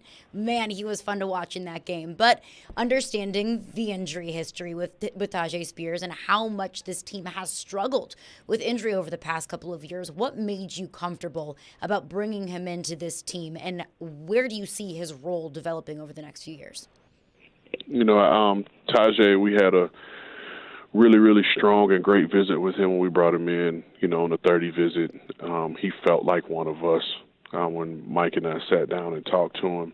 And then just in terms of his medical, spending our time with Todd Torricelli, our head trainer, and our doctors, we understand what the risks were, but we feel good about, not only him and his knee moving forward, but, the help that we could give him to maximize, his ability to play in practice. Again, all these players will determine their roles on this team. Our job is to get them here, and from here, once they get here, you got to step out on the grass and go earn it. There are guys that are on the field now that have been working. We just wrapped up, our first on-field session. So, there are guys out here that have been working, and, and Derek could attest to this, you're not looking for any young buck to come in and take your job. So, regardless of their draft status, you got to come in and compete. Tyjae will, determine the rest. So that's our approach. Ran Carthon is with us. Ran, we just had a really spirited debate. I was going at Derek in the last segment before you came on. A caller brought up just the whole supporting cast question, right? It's an age-old question. We can use quarterback, but you can also use Colton Dowell. You're evaluating him in mostly OVC competition. He did have the game against Tennessee, but when a player is surrounded with loaded talent as opposed to a guy that maybe has more challenges in that area, how do you try to level the playing field? What's your philosophy on that? For me, it's, I think it's as simple as if it's a player that, may be playing at a quote-unquote lower level, and if they're dominating that, that level, then in my eyes, they're doing what they're supposed to do, in terms of being good. And then how do they respond and react, when they play, a higher level competition? The one thing about Colton, when he came in here for his local day, workout, he looked and felt like an NFL player to us when he came in. And so it wasn't about, where he played or how small the school was or the level of competition. When he took the field, he was able to pick up on the concepts that, Coach Rob Moore was working with him on. He picked them up immediately, applied them to his game, and he just felt like an NFL receiver to us. So how would that apply to quarterback for a guy like Will Levis? Because that's what a lot of people were saying. Well, the talent drop-off around him was different last year as opposed to 2 years ago. Well, I think for Will, it was a bunch of different things that came in. He had a new offensive coordinator. He played through some injuries, had a young receiving core, and all those things. What happened at Kentucky, obviously we don't have a hand in that. We can't, say anything to that. But our job, will be and continue to be to surround him with as many great players, as possible, because it's just not one person that's going to, win a ball game for us. It's going to be everybody. So it's our job to, no matter what his skill level is or how great, we think or he thinks he can be, we just have to continue to surround him with great players. Now, my last question for you, Ran, I'm sure, or have you, or did you see the Dallas pick of Deuce Vaughn and the coach being able to draft his son I'm sure that was a special moment for him. And I hear a lot of you every time we hear you talk, you reference your dad. So I know how highly you think of him. That moment has to be special. What do you think about it? Man, it was amazing. It was so cool, and especially because, the Vaughn family are really close friends of ours, me and my family. I've probably the last time I saw Deuce, in person outside of seeing him at the combine or not, Deuce was 7 years old. His dad, Chris, is one of my really good friends. His dad's sister, Shanae, and my wife are really close. His grandfather, Matthew, and his grandmother, we're all, really good family friends. So, at that moment when we saw it happening, it just warmed my heart. And I immediately, shot, Chris a text and told him it was, in my mind, it was the greatest moment, of the weekend. And so even my wife and I were still talking about it. And then as the video came out, it was even more amazing. And, I actually had the opportunity, and ironically, it was with the Dallas Cowboys my rookie year when my dad coached there. They signed me to the practice squad. So my dad was my position coach for the Dallas Cowboys back in 2004. So we kind of share that cool moment. So I guess it's not because I tried to coach my son, and albeit he was, 10, 11, it was like, man, I'm done. I can't coach you. I'm going to let somebody else coach you. Nah, I didn't, Derek. I didn't say it worked with my dad. I just said that we had the moment, and it was, trust me, it was a brief time. I was only on the practice squad for 2 weeks, and when I got the opportunity to leave, there was nothing that could have kept me there, but nonetheless, we had the moment where my dad coached me. Might make family dinners a little bit awkward in that time. Titans general manager Ran Carthon is with us. Ran, there's still a lot of work to be done, but looking back on your first draft as the general manager of the Tennessee Titans, how do you feel about how the process went, and how do you feel about how the roster is constructed now that the draft is in the rear view? I think the process was, it was a good process. It was efficient, and it was the combination of, the way I've done things, the way Chad's done things, and the way things have been done here. For me, I'll forever say I'm fortunate to come in with the culture that's already established, with the work that Mike's put in here and what it means and what it looks like to be a Tennessee Titan. So instead of coming in with a new head coach, new GM, where you have to try to establish these things, this was already established. And then my history and how I was brought up in this league was under the same system that J-Rob implemented here. So I didn't have to come in and learn a new language. I knew the language and was able to just insert myself and understand how to, how the things in the system were set up. So I was lucky to come into the situation that I did. Again, like we talked about with the roster, it's not complete yet in terms of, making moves. We're going to continue to, evaluate, guys as they come through. We weren't the only team drafted this past weekend, so, other teams are going to have to continue to make moves to fill out their roster, which means players are going to come available for us. And we'll continue to do the work to make sure that we get the best, 90 players in the camp to allow us to make the best decision and put the best 53 on the field come September. Last question for you, Ran. There were several reports that were coming out leading up to draft night and on draft night saying that you had intentions of trading up to number 3 overall. Were those reports correct? And did you have any intention of those intentions getting out, of that plan getting out? Well, draft season is filled with rumors. If you go back to the beginning of me being here, we were trading Jeffrey Simmons. We've been trading Derrick Henry and Ryan, and we've been trading everybody since I got here. But the whole time when we were supposedly trading Jeffrey, we were working on a deal, and we got the deal done, and all those things went away. So, just like anything else, we were calling around, just gauging teams' interest to see where, what teams are willing to do. And I said it in the pre-draft press conference. That time of year is all about everybody being nosy, and that doesn't exclude myself. I was being nosy too, trying to figure out what teams were doing above and below us to allow us to maximize the value of the 11th pick and be able to figure out who's going to actually be there for us, right? So, we made calls up and down. A lot of it was just exploratory, just to see where it was, but we have to keep in mind that we only had 6 draft picks, and so we wanted to be able to maximize whatever picks we had. Tennessee Titans General Manager Ran Carthon. Ran, really appreciate your time. Hoping you can at least get a little bit of shut-eye over the next couple of days. You and me both. So it's like, the draft ended, and one thing Scott Pioli told myself and Chad Brinker back at the Combine, he was like, every day 3 to 5 things come up that you're not prepared for.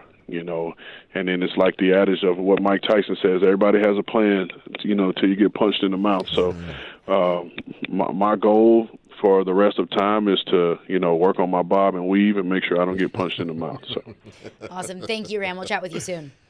All right. Thank you, guys. Yep. All right. We will react to what Ran Carthon had to say there on the other side and your thoughts as well. 615-737-1025. Caroline, Willy, D-Mase, 1025-1063 The Game. 1025 and 1063 The Game has an all-star lineup Monday through Friday. Batting first at 6 a.m., it's Robby and Rexroad. Yeah, you take that. Take me 80% of that. Followed by Chase and Michelle at 9. Couldn't hit the broadside of a barn. I need my caffeine so much. Then it's Caroline, Willy, and D-Mase at 11. Yep, green light, let's go. You've got a lot of options. He say, she say. And bringing it home at 2, Jared Stillman for Stillman and Company. That guy will be a good coach. We are Nashville's best sports talk, 1025 and 1063 The Game. Celebrating mothers everywhere. Electronic Express has what you need to make this the best Mother's Day yet. Spoil mom with brands like Samsung, Sony, LG, Breville, Jura, and more. We've also got huge savings in every department. 4K TVs, computers, housewares, smart home, and more. Plus, save up to 40% on all appliances with up to 3 years free financing. Shop in-store or online. Get more for mom at Electronic Express. We make it happen. What if you could be credit card debt-free in 10 days and save as much as $1,000 a month? Loan Pronto's all-new Express Equity Line of Credit program is just what you need. Hey, Willie Donick here. You don't have to do a full home refi. You can tap a small portion of the equity you have and enjoy a super low monthly payment. With Loan Pronto's Express Equity Credit Line, you can close in 7 to 10 days. And a $50,000 loan would only cost you around $400 a month. Use that money to pay off high-interest credit cards or do a home improvement. You can access up to 90% of your home's equity, and 9 out of 10 homeowners won't even need an appraisal. Even if you did a total refi recently or just bought your home, you can tap the equity with this fast, easy program. Stop the madness and say no to 24% interest fees. Call Loan Pronto today. 615-499-5780. That's 615-499-5780 or go to loanpronto.com. Equal housing lender, NMLS 166-1781, subject to lender approval. Cards issued by Sutton Bank and Celtic Bank, members of FDIC. Terms and conditions apply. Are you the decision maker in your company? Consider this. For the first time in decades, there's a better option for a corporate card and spend management platform. Meet Ramp, the only corporate card and spend management system designed to help you spend less money so you can make more. Most corporate credit cards offer points as incentives, but those points amount to less than their worth in real cash value. Ramp's business cards offer you cash back, real money in your pocket. Plus, you control who spends what with each vendor. And Ramp's software collects and verifies receipts automatically, which means you'll stop wasteful spending and close your books in hours instead of days. Businesses that use Ramp add up to 3.5% to their bottom line the first year. If you're a decision maker, adding Ramp could be one of the best decisions you've ever made.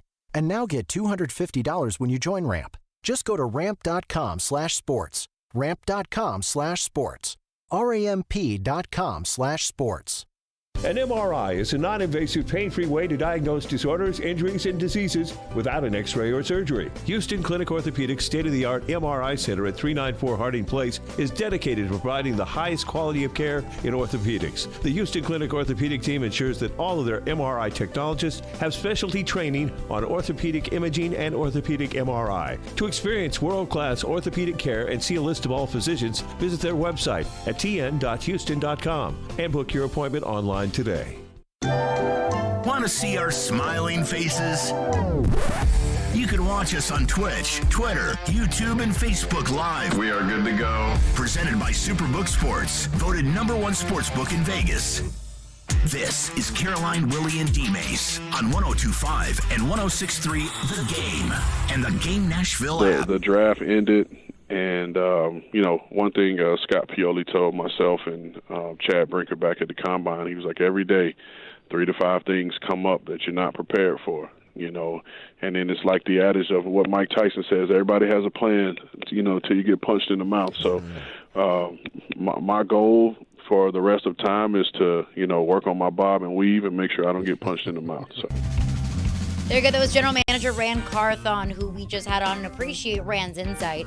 I wanted to ask him about the first night draft, fiasco, if you want to call it that, with the Houston Texans taking C.J. Stroud at 2, Will Anderson, and then trading up to number 3 to take Will Anderson 1, because I don't think it's fair of us to talk about it for hours and hours on Friday and then not ask him about it on Monday. But I did kind of want to gauge, where the board fell on night 1. We asked him about Peter Skoronski not taking Will Levis at 11, and they didn't think Peter Skoronski would be available at 11, so they viewed it as at a steal at 11. And I did figure that Rand was going to make the question about 11 about Peter, more about Peter and less about Will Levis, because that's the player that they ultimately ended up taking at 11. But I think the question remains for me, where did they have, what was the evaluation of Will Levis on night 1? I think the thing that jumped out to me with his answer when you asked him the question that a lot of people have on their mind is this is what jumped out to me. At the end of the day, they only had 6 picks to work with to deal, plus next year's picks.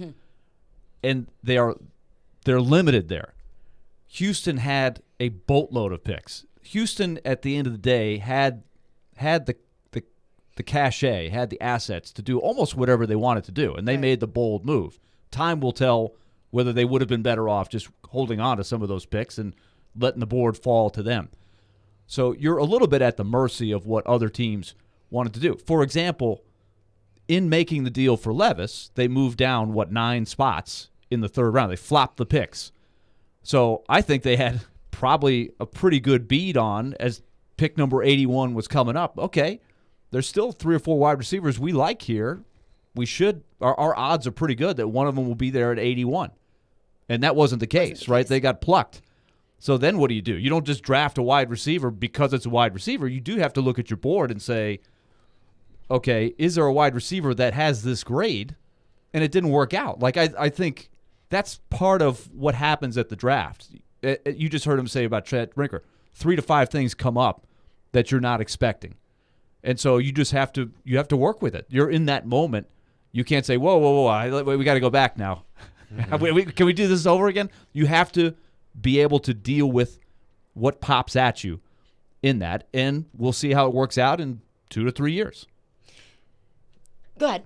No, I was just, obviously that's pretty much the case with this year's draft. We won't know for certain, until another year or two.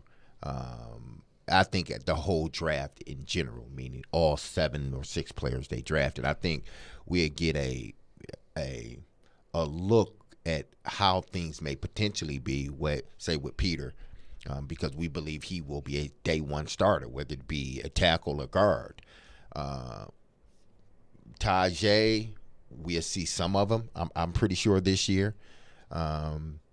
I think the guy that we're going to have to really wait on, and I'm just talking about their first 3 picks, I think the guy that we might have to wait on is Will Levis, because we don't, yes, it's up to Will Levis, but what if the organization wants to bring him on slow? Even though I made the argument, listen, if he's outpacing, what you feel is sort of this progression he should be making, then what do? It's almost like you're forced into making him your starter. I'm not saying he's going to be the starter day 1, but I did say if he shows progress, if he shows that he's ahead of the curve, then the way this team is being constructed, And Rand said it's not over with yet. And I believe that. I've always said, listen, they got June 1st once those cuts start being made. It's and May then 1st. They got, there's a lot they of got massaging July, August, that boom, guys are cut and 53-man rosters are set. So they may be able to get some more talent here and there. But if Will Levis is showing, that he's ready to go, the way you are constructing his offense, you're going to lean on Derrick Henry regardless. So why not lean on Derrick Henry with the young quarterback that's ahead of the curve? Well, let's get into that coming up next. What Will Levis, in the drafting of Will Levis, means for Ryan Tannehill in the starting quarterback position in 2023 for the Tennessee Titans. We will get into that coming up next. And tune in for Nashville Sounds Baseball tomorrow night at 6:35 p.m. on 94.9 The Fan. The Sounds take on the St. Paul Saints, the AAA affiliate of the Minnesota Twins. Sounds Baseball on 94.9 The Fan, presented by 312 Pizza, Farm Bureau Health Plans, and Family Leisure. 102.5, 106.3 The Game. 102.5 and 106.3 The Game has an all-star lineup Monday through Friday. Batting first at 6 a.m., it's Robby and Rexroad. Yeah, you take that. You take that. Take 80% of that. Followed by Chase and Michelle at 9. Couldn't hit the broadside of a barn. I need my caffeine so much. Then it's Caroline, Willy, and D-Mase at 11. Yep, green light, let's go. You've got a lot of options. He say, she say. And bringing it home at 2, Jared Stillman for Stillman and Company. That guy will be a good coach. We are Nashville's best sports talk, 102.5 and 106.3 The Game. When the game goes into overtime. But the game goes into overtime. Bud Light, easy to drink, easy to enjoy. Pick up Bud Light at your local convenience store today. Enjoy responsibly. Anheuser-Busch, Bud Light Beer, St. Louis, Missouri.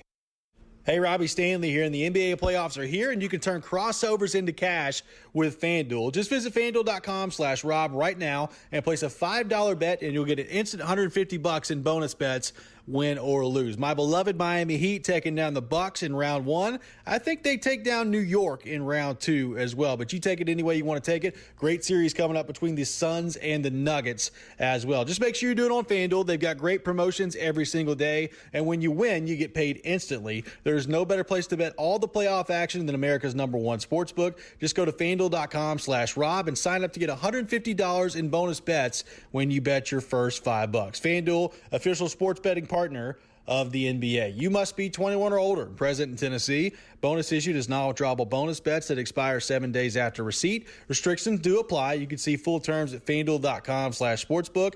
Got a gambling problem? Call the Tennessee Red Line at 1-800-889-9789. Attention buckaroos, it's time for the Franklin Rodeo. So saddle up and hold on to your lasso. It's 3 days of bull riding, calf roping, western wear, funny clowns, and some of the most talented horses you've ever seen. Join the Stampede from May 18th to May 20th. The Franklin Rodeo is held at the Williamson County Ag Expo Park and is brought to you by Ram Rodeo, Franklin Chrysler Dodge Jeep Ram, Williamson Health, Event 1FX, and Wesley Mortgage. Tickets on sale now at franklinrodeo.com. It's a buckin' good time. Have you Googled yourself lately? Are there negative posts from an ex-employee or from a former client? Maybe an outdated news article or sensitive personal information about your family? Search engines don't always get it right. For right or wrong, it's your reputation on the line. That's where Reputation Defender by Norton comes in. One of the most trusted names in online reputation repair, Reputation Defender has been fixing people's search results for over 15 years. Their cutting-edge approaches help you to wipe away unwanted information in your search results. They also promote the good stuff so that it rises to the top, helping you put your best foot forward. Your good name is too valuable to leave to the whims of a Google algorithm. Take control with Reputation Defender. You can start by getting your free reputation report card at reputationdefender.com or call 800-401-6681 to speak to an expert. That's 800-401-6681. The postseason is here. Whether it's the NHL Stanley Cup playoffs or the NBA, we have you covered on Nashville's best sports talk, 102.5 and 106.3 The Game and the Game Nashville app. Hey Nashville, Trey Wingo here. You're listening to Nashville's best sports talk, ESPN 102.5 The Game. So how would that apply to quarterback for a guy like Will Levis? Because that's what a lot of people were saying. Well, the talent drop-off around him was different last year as opposed to 2 years ago. Well, I think for Will, it was, you know, it was a bunch of different things that came in. You know, he had a new offensive coordinator. You know, he played through some injuries, you know, had a young receiving core, you know, and all those things. You know, what happened at Kentucky, you know, obviously we don't have a hand in that. We can't, you know, say anything to that. But our job, you know, will be and continue to be to surround him with as many great players, you know, as possible, because it's just not one person that's going to, you know, win a ball game for us. It's going to be everybody. So it's our job to, no matter what his skill level is or how great, you know, we think or he thinks he can be, we just have to continue to surround him with great players. There you go. That was Rand Carthon joining us at the top of this hour. And I hear Rand when he says it's not up to one player to win football games for you, and that is true, but it's the quarterback. You know, it's a pretty freaking important position. It could be the difference in wins and losses. It could be the difference, and more than often is the difference between a playoff team and a non-playoff team. So I hear him, I know what he's saying, but it's the quarterback position. Yeah, but my question was specifically about the surrounding talent around a quarterback. That's why he shaped his answer that way. I go back to, again, my perspective, having watched Jay Cutler in every single start he made from his true freshman, where he was thrown into the mix as a true freshman on an awful team, and watching him progress for 4 years. He elevated the talent, but there were limitations to what he could do, even though he was a first-round guy. Yeah. And so Will Levis, when his talent level went from A to B in his 2 years, that affected his performance level. I think being that's generous fair to for say. the talent level in year 2. You know, that's what I'm saying here. Yeah. And so, again, this is a tough thing to evaluate, but now he comes in. Now he's a pro quarterback. Doesn't matter what happened before now. Now everybody who got drafted is going to walk into a pro situation and try to earn the job. And the beauty of it for Will Levis, to me, is that you still have Ryan Tannehill. He's not going to have pressure to have to be ready rookie year, game 1. He can gradually work himself up there, and we'll see what happens. Yeah, we will. And listen, it's up to, as Rand has said, it's up to the player. You know, they have to take on a lot of that responsibility too of being ready to play. I think he's going to have to, and I know we're sitting here and we're saying, well, you know, he doesn't have to rush. He needs to take his time and this and that and that and this. I get that. No, but he does. He does, because he has to show them that he's the future. Just because they drafted him in the second round and they may think that he has a good future here in Nashville, he needs to prove it to them right away. Because if he doesn't, now there's people within that building saying, well, did we make the right choice? So he has to show this season or this offseason, once he gets into camp and everything else, that he can pick up an NFL offense, that those, you know, mistakes that he made in college was just that, mistakes, and he's learned from them. I'm talking about on the field. I'm not talking about anything off the field when I say mistakes, like interceptions. That's what I'm talking about, and reading the defenses. So to me, he has to show, because he is a first-round draft pick. Regardless of whether he was drafted in the second round, he is a first-round draft pick. Why? Because he's the heir apparent to Ryan Tannehill. In their mind, they went out and they targeted him in the second round. They moved up. That tells you a lot. If they didn't think that he was the guy and sat back and said, you know what, well, if he's there, we'll take him in the second round. But if not, then we're good. We'll move on to somebody else. No, they moved up in the draft possibly because they thought someone else was going to get him. So you come in here, you got to prove from jump that I am the guy. I am the future. Now, whether that future starts this season or not, you got to prove to them that you are the future. Well, I'll go back to what Rand Carthon said about Brock Purdy. What he admired so much about Brock Purdy was he was the third-string quarterback, but he prepared every single day like he was the starter. And it wasn't just the cliche of, I'm going to prepare like I'm the starter. No, he actually did it. And that's why he was able to be so successful. He put the pressure on himself. And he was able to come in and be the starter, because weird things happen in the National Football League. There may be a day If the Tennessee Titans go into this season with Ryan Tannehill as the starter, he's your starting quarterback. He went down with an injury this past season. There may be a day where Will Levis needs to come in and be the starter, whether that's for a week, whether that's for the entirety of the season, whatever that might be. So to your point, yes, he needs to prove that he is ready to be the leader of this team and to quarterback this team, whether he needs to or not. I personally think, and this is just simply my opinion and simply what I think is probably the smartest thing for the Titans to do, you go into this season with Ryan Tannehill as your starting quarterback. He's entering the final year of his deal. He knows the system. He can be okay with this receiving core, maybe lack of a receiving core, and you can go throughout this year and try and win as many games as you possibly can, try and get as much success as you possibly can out of his final year. Will Levis is your backup. He can come in if he needs to. And then in 2024, you move on from Ryan Tannehill and Will Levis as your starting quarterback. That's what I would do, or at least what I would predict right now is going to happen. But there is a possibility out there that the Titans do move on from Ryan Tannehill, maybe sooner rather than we think. I still think that there is a chance. Let's say that you're not winning. You these are all hypotheticals. You don't have to commit to any one of them right now. There's a lot of pathways. Like, for example, when they made the move that they made and drafted Skoronski, in that moment, I don't think they thought there was a chance in hell that they were going to have Will Levis sitting there in the second round. I think they thought, well, somebody else will take Levis and we'll move on with our quarterback plan. All of a sudden, at the end of the first round, like, okay, let's huddle up. It's like his guy, the Chad Brinker. 3 to 5 things come up every day that you're not expecting. So they weren't expecting that. So then they had to huddle up on Friday night or Thursday night and say, okay, what do we think of Levis now? Let's reassess the board. They make the decision. So there's a lot of pathways. But one of those pathways to me is you could start down the road of Tannehill with your starting quarterback. If Levis is progressing behind the scenes, you like what you're seeing. The team isn't winning. You don't see a pathway to win the AFC. You could look, and then who knows what could happen around the league. A team could really need Tannehill, and you could get a great return for Tannehill at the trade deadline. That's a possibility. No, I think the best thing for the Tennessee Titans is if Will Levis comes in and proves he's a starter.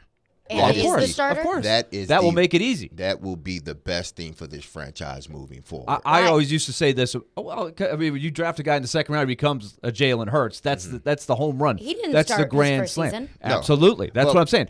So Marcus Mariota was the same way. It was like, okay, we drafted him. He should be our franchise quarterback. But he never got there, right? It just – so there's so many different pathways you can take. But Marcus it's was a starter case. from day one. Yes. And this is why because Marcus came in, and I forgot who was his backup.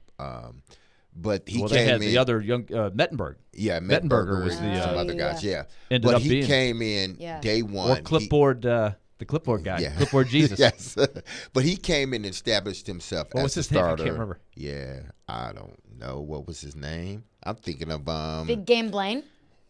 Yeah, no, he came on a little later. Yeah. Okay. No, but what I was saying is this: Marcus came in, and whether you like Marcus or not, he came in and established himself as the starter right away. So they inserted him. The best thing for the Tennessee Titans possibly could be this: is if Will Levis establishes himself as the starter right away.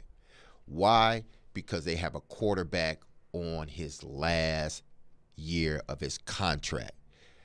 I don't want to go into the next following season trying to figure out, is this guy the guy? Because now what happens is, if it's almost like the second year, you're forced into making him your quarterback. And if it doesn't work out, and if he's not ready, what do? Ryan's already gone. What do you do at quarterback? You set yourself back even further, because why? You're waiting on Will Levis. So to me, he needs to prove. Now, whether he starts or not, that's a different story. Right. But he needs to prove to the Tennessee Titans that he is a starter in this league.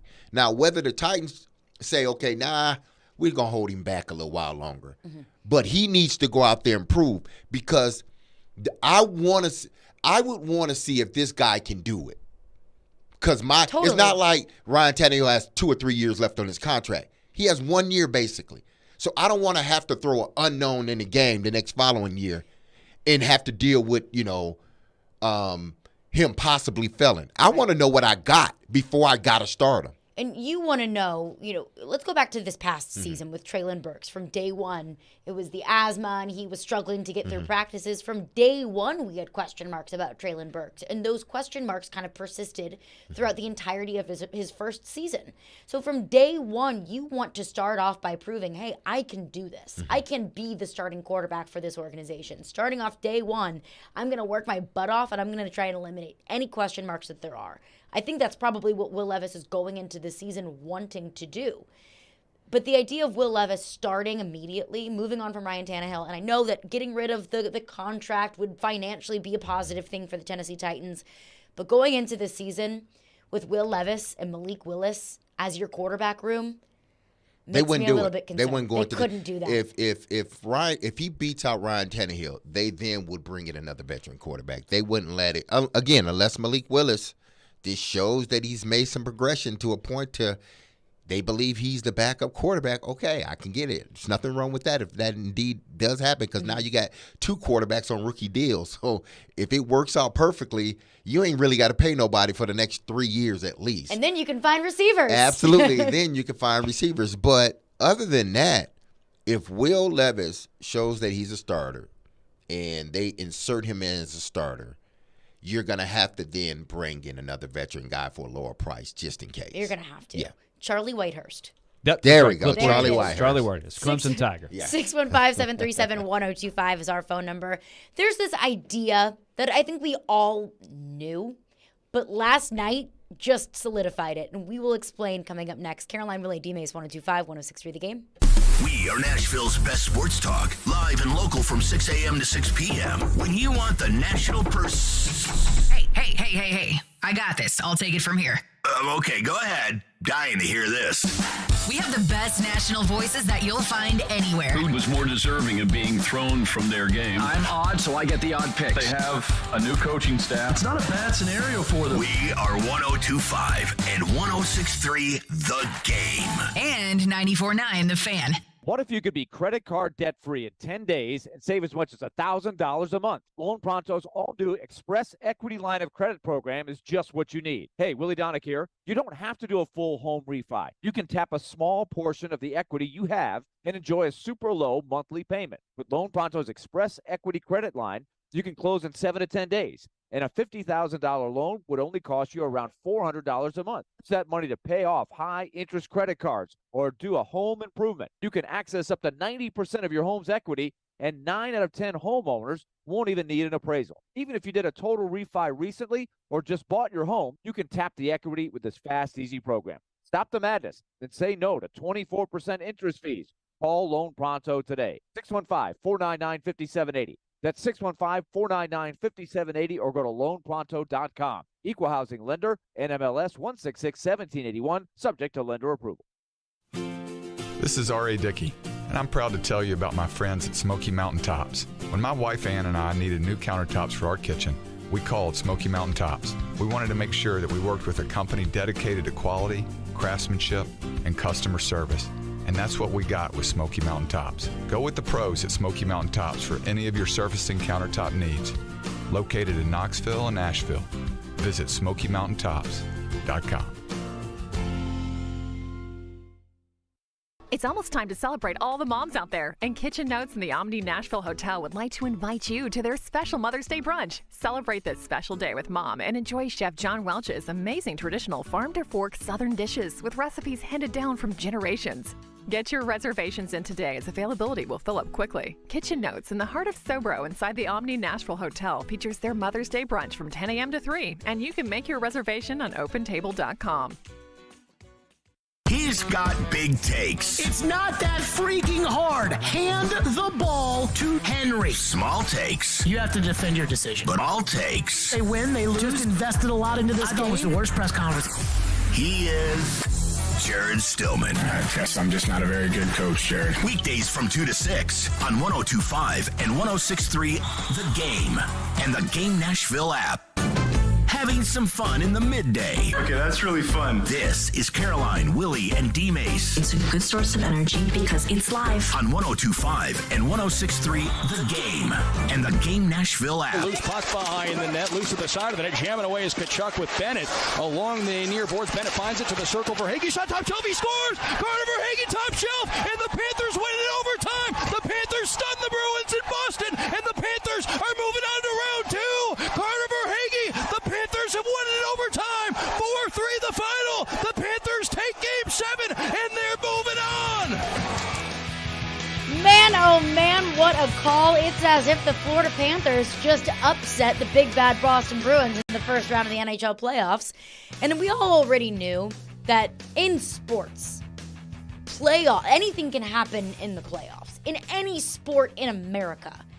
And that's specifically catered to and specifically true for the Stanley Cup playoffs. And I think we were all reminded of that last night as the Florida Panthers took down the Boston Bruins 4-3 in Game 7 in overtime, eliminate the Boston Bruins, who far and beyond had the best record in the National Hockey League, had the most wins in Boston Bruins history. There have been a whole lot of good teams in the Boston Bruins in the past, and they take them down, a team that really kind of squeaked by to just barely get into the playoffs. They eliminate the Boston Bruins.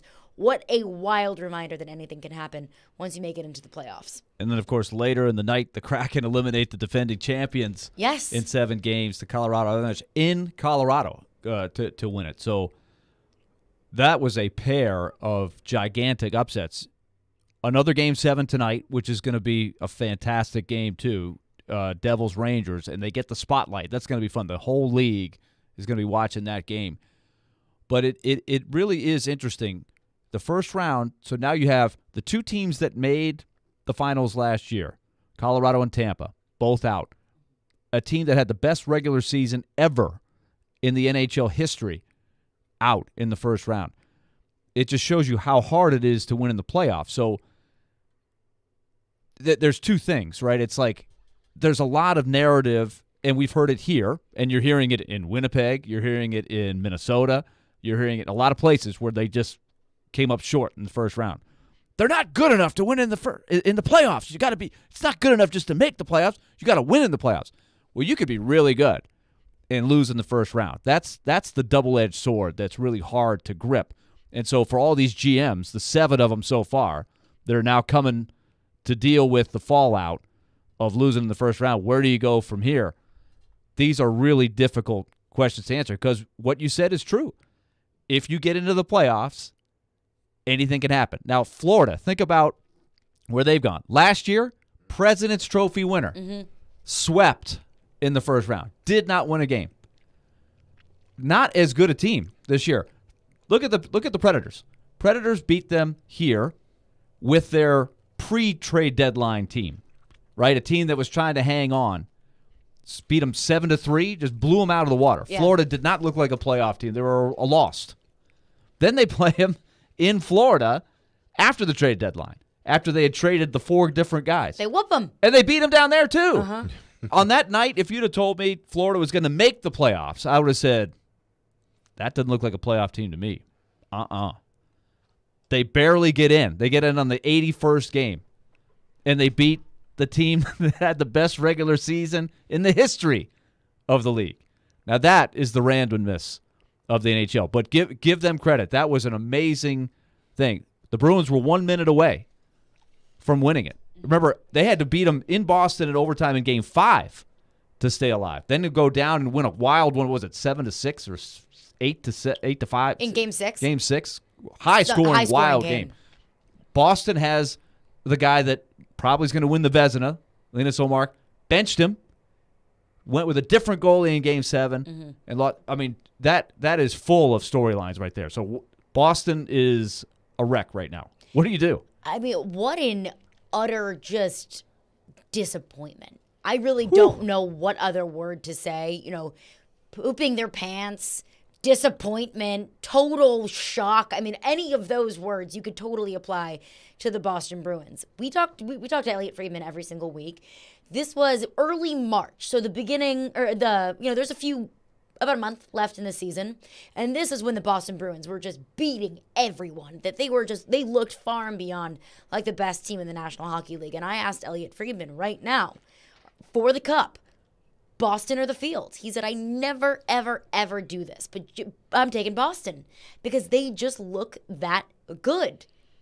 And now here we are, and the Boston Bruins have been eliminated in the first round. Isn't it crazy, too, how the President's Trophy winner, like the dominant regular season team. Yeah, it's happened to the Predators. It's happened to the Lightning got swept in the first round when they were the President's Trophy. We just talked about the Panthers and what happened to them. And now here you go with Boston, which is just you could not have fathomed that. But it's basically, how is it, styles make fights? I mean, they had beaten them twice during the regular season.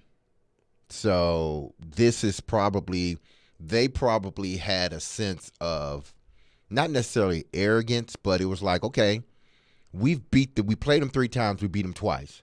So they walked in with a lot of confidence. It wasn't, the best team in hockey. That's who we're facing. They're facing a team that we've beat you twice. So we're walking in here a lot different than, say, some other team may be walking in here. I think they had a private confidence, and I think Matthew Tkachuk did a good job of sort of playing the underdog card. He was smart. I thought he kind of came out and said, hey, look, they're supposed to beat us. We'll be lucky to get one game. We got to play great just to win one game against this team. And sort of really put the pressure in the Boston corner. And, guys like Elliott were saying, hey, Boston doesn't flinch. They're a confident team. They're not going to be rattled by that. But I do think the pressure started mounting a little bit. They were in full control of the series, up 3-1. Nobody would have thought they would, even when they lost Game 5. They lost Game 5. They'll be all right. They'll get another win. It just kept mounting on them. Last night, I thought they played a little tense, but remember, they got the lead. They pulled out of a 2-0 hole. And so it looked like they seized control of the game, only to give up and it was a little bit of a tough bounce, a little lucky bounce for them to tie the game. I didn't think Swayman played great. I don't know if Ullmark would have played any better, but it just shows you the importance of the goalie. Like, let's take a quick look at Seattle. Seattle all year long was a solid team. Their weakness was goalie. Who steps up? Philip Grubauer, their goalie, who used to be the goalie for the Avalanche. He played the series of his life. He's never played that well before. And that was the equalizer. That gave him just enough to beat a great champion in 7 games. And that is going to haunt the entire Boston Bruins coaching staff for a long time of what if we just would have started Ullmark? And I don't know why he was not in net that night. I don't know if it was giving him rest. I don't know if he was injured. I don't know what the situation was. Here was the question coming out of Boston. The critics, they were saying all year long, and this is where we brought this up in terms of how much Saros means to the Predators because he's a workhorse. Right.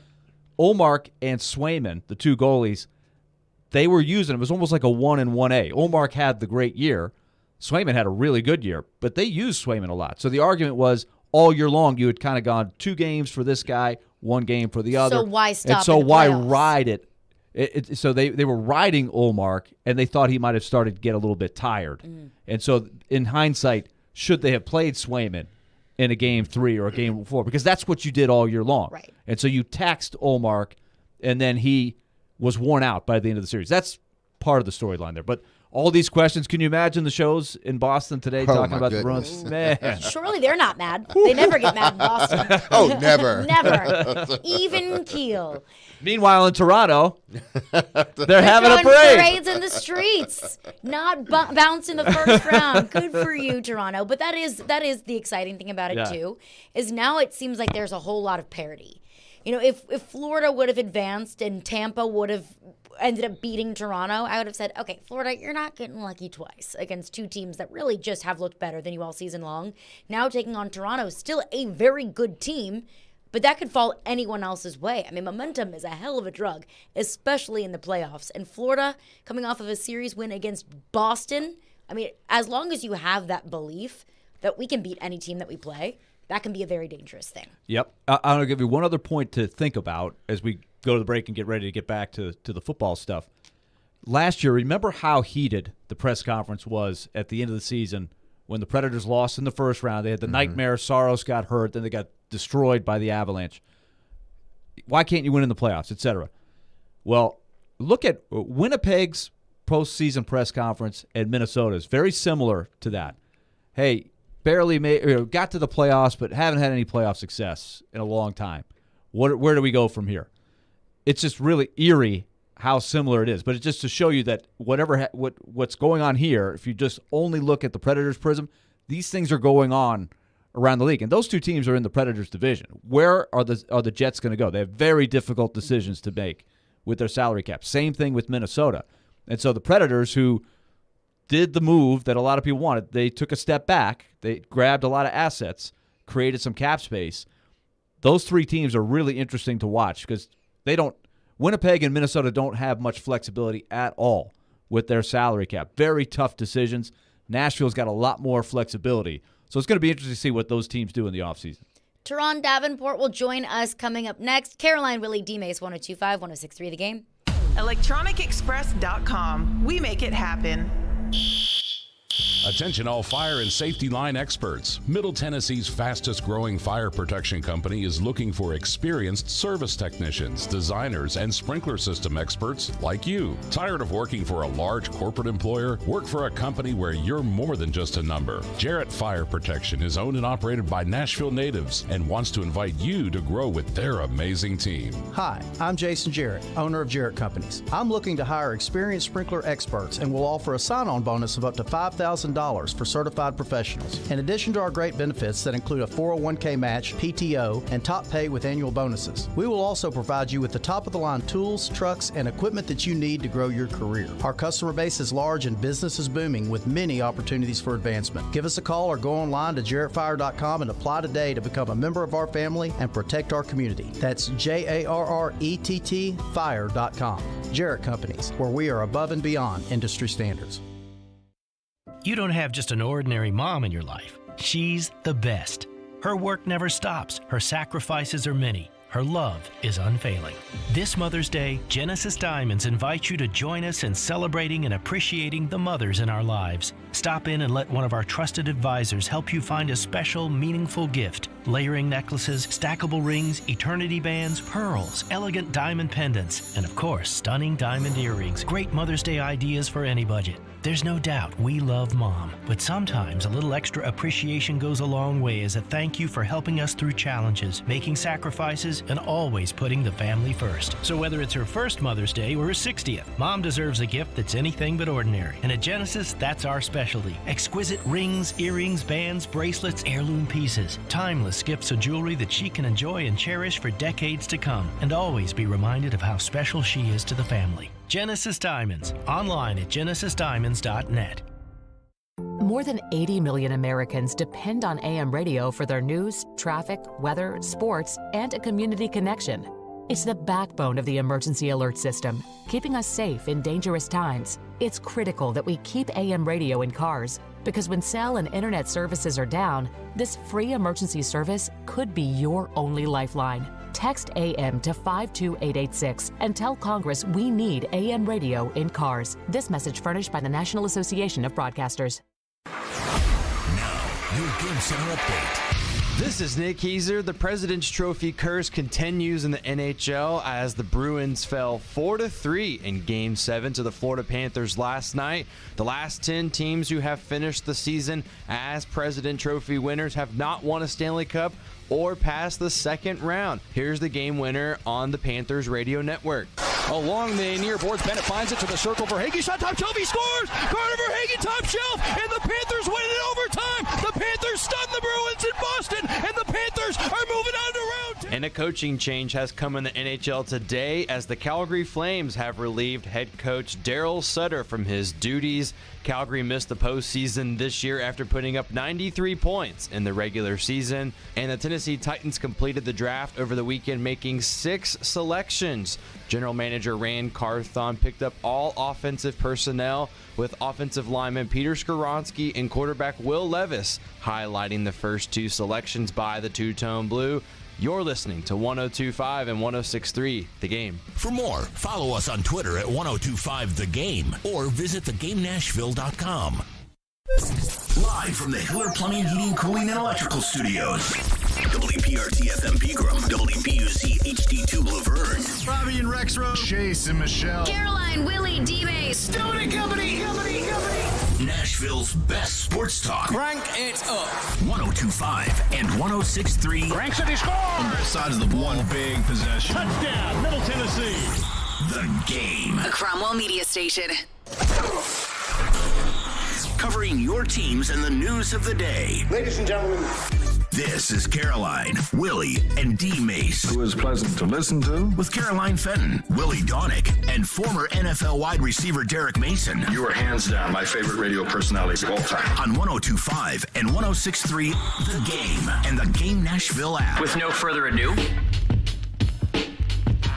Caroline, Willy, D-Mase, 102.5, 106.3, The Game, and the Game Nashville app. We're live from the Hiller Plumbing, Heating, Cooling, and Electrical Game Studios, streaming live on Twitch, Twitter, YouTube, and Facebook Live every single day. Our video streaming is brought to you by Superbook Sports. And joining us now on a post-draft Monday, TD, Teron Davenport. TD, always appreciate chatting with you. The Tennessee Titans, now with the draft in the rear view, did not address the wide receiver position until the 7th round. Now, I know that there's still June 1st cuts. I know that there are still ways for the Tennessee Titans to continue to build up that wide receiver room and to at least add bodies. But how do you feel about the Titans not addressing the receiver position until the last round of the draft? Well, I think what it shows is that they felt there was other value at different positions, and it further shows their theme of making sure that they stuck to the board. They didn't reach. I mean, we've seen reaches in the past that didn't result in good situations. They ended up getting a guy in Colton Dowell, who I know a lot of NFL teams were interested in. And, I mean, it's a 7th-round pick. There's still more that they need to do to invest in that receiver room. But I think what I gather out of that, especially with the Josh Wiley pick, is they're going to run a lot of 12 and 13 personnel and, just have Traylon Burks out there going against one-on-one coverage, and he's just going to have to win. Yeah, you're right, TD. I think that was a big shocker for all Titan fans when, you go past the 2nd, you go past the 3rd, they don't have a 4th, and then you look at the 5th round and you're figuring, is this team, which does have a need at wide receiver, will they ever draft a wide receiver? Yeah. Hence, they draft one later, I think, 7th round? Mm-hmm. But that doesn't necessarily feel the need. Yes, it may, right, give you some depth, but does it give you playmakers? And, we had Rand on earlier, and, he said basically, listen, it's not over. You got June 1st. You have, cuts when camps start. So they're always looking to upgrade this roster, more importantly, the receiver room. So with that being said, how much do you think they can upgrade this receiver room? Because if you're talking about going out and getting a marquee player, well, one, you're hoping he get cut. And then two, you got to pay him. Yeah. Yeah, I think that's the thing. I don't really believe that DeAndre Hopkins or that type is within grasp just because, as you said, what you have to pay. And frankly, I wouldn't pay what would be required for him in that situation. But I think you look at a guy like a Corey Davis, maybe a reunion there. There's still guys out there, it just completely slipped my mind, his name. The Giants tried to sign him to a big deal, and then they released him. It totally slips my mind. He was with the Lions. So you got him.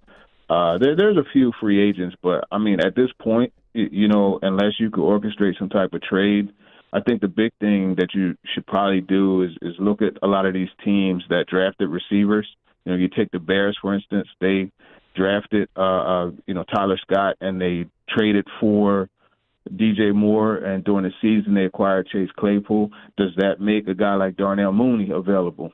He would fit perfectly in what the Titans want to do. So, that's an example of how something could shake loose and maybe give you an opportunity to add a player and all things become back in good shape, when you add a solid receiver. Now, if they can add Darnell Mooney to the mix, I mean, that would be an upgrade, I think, at the receiver position. Then you give your team a true number one and number two, which I do still believe that Traylon Burks is a number one guy. If he's healthy, and that's a big if, but if he's healthy, then I think he gives you some of what A.J. Brown gave you and he's a big body. And then if you can get a guy like a Mooney, I mean, I liked the guy when he came out in the draft 2 years ago.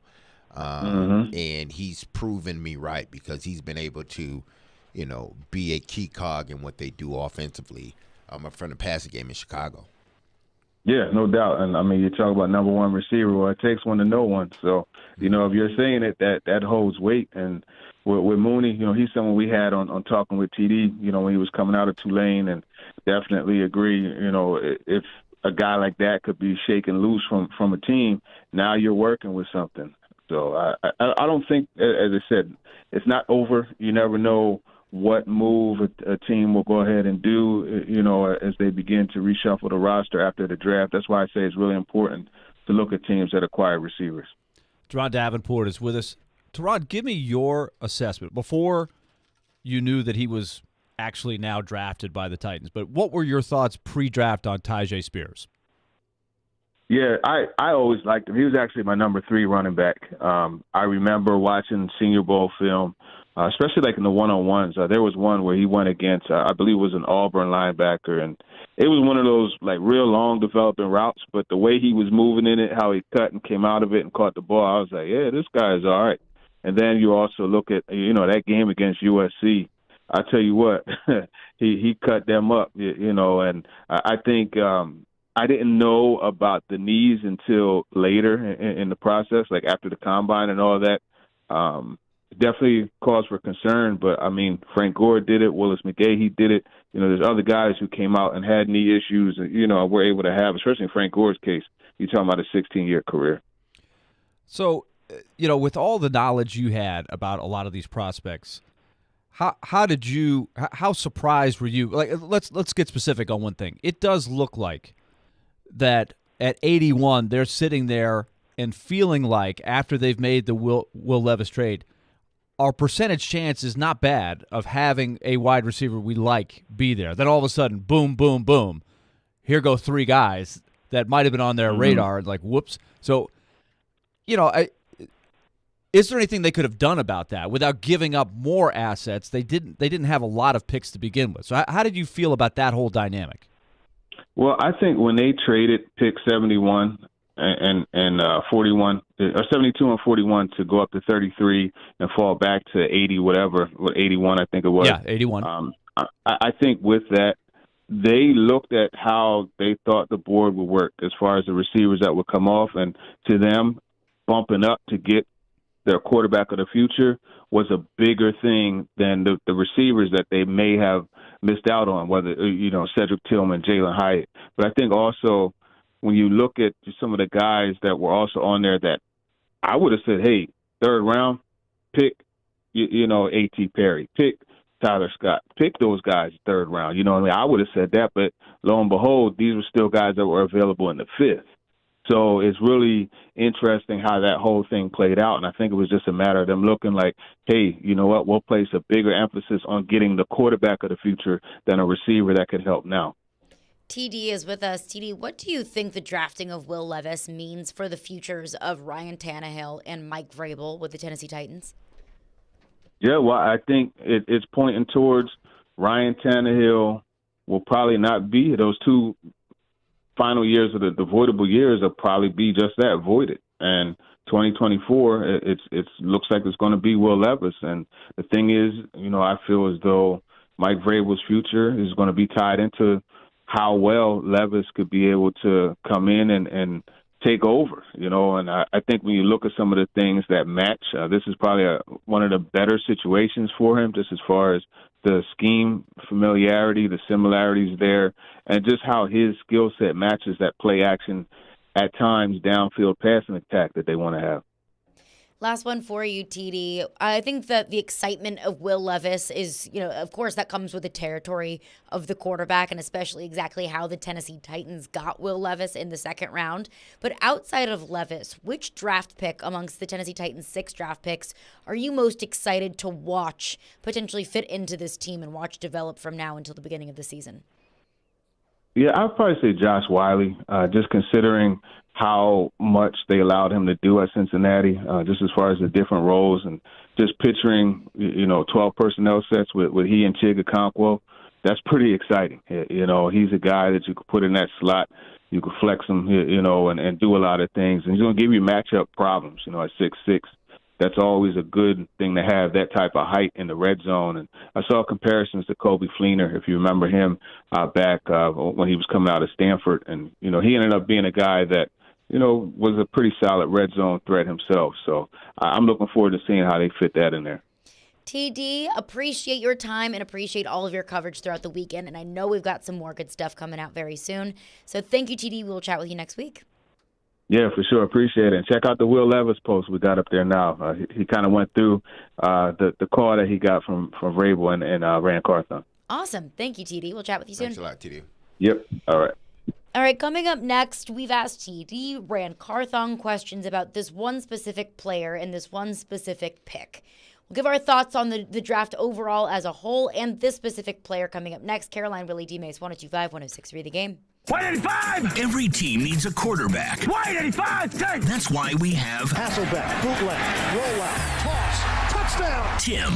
You can run good plays at the right time. ESPN NFL analyst Tim Hasselbeck gives his expertise on all things NFL. You evaluate players, and then you're turning them over to the coaching staff. Every Tuesday at noon. At the right time. With Caroline, Willy, and D-Mase. Tim on 102.5 and 106.3 The Game and the Game Nashville app. Real estate investors, listen up. D&M Development announces the pre-sale of Nashville's only non-owner occupied short-term rental resort community. The New Cumberland is perfectly located between Germantown and East Nashville with amazing views of the city and the Cumberland River. The New Cumberland is a resort-style community featuring community pools, spacious kitchens, 4 bedrooms and 4 baths. D&M Development is releasing 16 units in their Phase 1. Available now. Go to thenewcumberland.com for information. That's thenewcumberland.com. B&B Flooring has a goal to bring your dream floor to you. Over 30 years running and locally owned and operated, B&B Flooring's full-service, commercial and residential team will handle anything from tile, luxury vinyl, carpet, hardwood, rubber, and all commercial products. Visit their showroom at 2204 Northwest Broad Street in Murfreesboro or check them out at bnbflooringtn.com to make your flooring selection today. Call 615-216-0551 and schedule a free quote at your home or office. We got you covered. If you're hiring, it can feel like you're trying to find a needle in a haystack. You can hope the right person comes along, or you can just use ZipRecruiter. And now you can try it for free at ZipRecruiter.com/radio. In fact, ZipRecruiter has helped a lot of business owners find their needle in a haystack, like Marco, president of operations at Telly Tires and Auto Centers. Because Telly Tires has grown a lot in the last few years, Marco needed to hire everyone from a receptionist to a store manager to a head mechanic. ZipRecruiter helps me find all the right people, even the most difficult jobs to fill. ZipRecruiter helps me keep my business running. Take it from Marco and millions of other businesses who've used ZipRecruiter. ZipRecruiter can help you find the needle in the haystack. See why 4 out of 5 employers who post a job on ZipRecruiter get a quality candidate within the first day. And right now, you can try ZipRecruiter for free. That's right, free at ZipRecruiter.com/radio. That's ZipRecruiter.com/RADIO. ZipRecruiter.com/radio. ZipRecruiter, the smartest way to hire. Do you love sports and are you passionate about helping local businesses and your community grow? Hey, it's Chase McCabe, and let me tell you, the best attributes of working with us on our sales team at 102.5 The Game include the ability to build relationships with local businesses, craft effective advertising campaigns, and the potential for high earnings. If you have excellent communication skills, think creatively, and have the drive to succeed, just shoot us an email with your resume at together@cromwellmedia.com. That's together@cromwellmedia.com. Anyone want to tell me what happened? Did you miss any of today's show? It's okay. It's fine. Don't worry. Subscribe to the Caroline, Willy, and D-Mase podcast on Apple, Spotify, and other podcast platforms, or by going to thegamenashville.com. All right, I'll give it a shot. Having some fun in the midday. Yeah, it's awesome. This is Caroline, Willy, and D-Mase on 102.5 and 106.3 The Game and the Game Nashville app. I was going ran with you on Tajay. Just what stands out about his skill set when you watch him play, and how do you feel like he is as a compliment to Derek? No, he's a 3-down runner. You know, he can run between the tackles. He's elusive. He can make guys miss. As well as contribute in the passing game. You know, he catches the ball well out of the backfield. He's a good route runner. Just another guy that can do it all, for us, and you can put him in the game in any situation, and there'll be some production there. That was Titans general manager Ran Carthon on Friday night after rounds 2 and 3. The Titans, of course, in round 2 trade up to select quarterback Will Levis, and in the third round with the 81st overall pick, select Tyjae Spears, running back out of Tulane. Now, I watched that Tulane USC game, and he had himself a freaking day. He is a solid player. But, and overall, I really don't have a problem with the picks. I really don't. I know there are a lot of people who don't like Will Levis, and I will critique taking a guard 11th overall, but I'm not going to grade the draft until 3, 4, 5 years into the future. You don't know what these players are ultimately going to become. Maybe Will Levis is an all-pro quarterback. Maybe Peter Skoronski is an all-pro guard. I don't know. I'm not going to grade it now. I'm not going to say that it was a good pick or a bad pick if they haven't even taken a single NFL snap. But the one pick that I was a little bit confused about was the round 3 pick with Tyjae Spears. And it's not because he's not a good player, because I think that he is a good player. But taking an injured running back, an injured player that's not at a position of need in the third round, when there is still a glaring need for other positions, whether it's corner, whether it's edge rusher, whether it's wide receiver, and you take an injured running back at that position, it was confusing to me. And I know it kind of sound like I'm talking out of both sides of my mouth here when I've said just stay true to your board, take the best player available. But I do think at some point, you need to start looking through the lens of best player available and also players at a position of need. So that was the one pick that I raised an eyebrow about. There's no question that's going to be a natural reaction to a pick like that. I would say, though, that the injury history, there's no doubt that's one of the reasons he's sitting there in the third round and by most people's accounts, right? Multiple ACLs, the damage that's done, is it a time bomb, all these questions. But he is not currently injured, right? That was the point that they made. He played 14 games. He was fully available for all the workouts that he did. Did he go to the Senior Bowl, I believe? Isn't that what Vrabel said? He was a full go for the Senior Bowl. So he's feeling good right now. Like, they selected an injured player a couple years ago named Jeffrey Simmons, knowing that he had a torn ACL. The difference is it was obviously a position of need, but there were major question marks about Jeffrey Simmons on that pick. That's why he was sitting there at whatever pick that was, 16, 17, wherever the Titans picked there, right? So the injury thing is always going to be what we watch, right? Especially because what is Tyjae Spears? Tyjae Spears has no control over this. But he comes in. They just drafted Hassan Haskins last year. Like, where does that leave him? Darrington Evans 3 years ago. Darrington Evans is the one that he's going to be compared to because Darrington Evans was always hurt. Yeah. They used a pick on him. He was a very productive college player at a lesser-known school. So there's going to be inevitable comparisons. And Spears can't do anything about that. He's just got to be himself. So only time will tell. But, man, 6.7, 6.9 yards per carry for Tulane. There was production there. I mean, he's an explosive runner, no doubt. He's a guy that gets in the open field and can make things happen, no doubt. But you always got to just keep your fingers crossed with the injury history. You hope that, and TD was right. He named out guys, Frank Gore, Willis McGahee, who ended up being a first rounder by the Buffalo Bills. Yeah. And I got a chance to play with him a few years in Baltimore. And, so he had a long career. So having ACLs in college doesn't automatically dismiss you from being productive in the league. But for a team that sort of, they're allergic in a sense to hurt players, so much so that the coach even says it. And you don't sign people, don't sign guys back because of that. Right. It's just, it's one of those deals where, it's an eyebrow raise when you draft a guy that has been in, albeit it hasn't been a hamstring, but it has been an ACL. But it was a long time ago. Like he did play all of the games in 2021, all of the games last year. So he is quite a bit removed from the actual injury. So how far, and I guess that's the question, how far removed do you have to be before, we sort of get away from, the Titans are drafting another hurt player. Well, yeah, he was hurt, but he's not hurt now. But I can understand what people are saying. Like, here we go. Aren't you allergic to hurt players? And then you draft a hurt player. Well, a guy that has had knee surgery. And I can live with an ACL. Uh-huh. You know, we've seen so many guys bounce back from an ACL and they come back 100%. Of course, it takes time, but I can live with an ACL. With Tyjae Spears, this is per Ian Rappaport. His medicals showed that he has no ACL. It was a loss of cartilage, and he has arthritis in his knee. Ooh. That's the concerning thing to me. Like, I can live with an ACL. That's the clip that's been circulating all over the place that has you.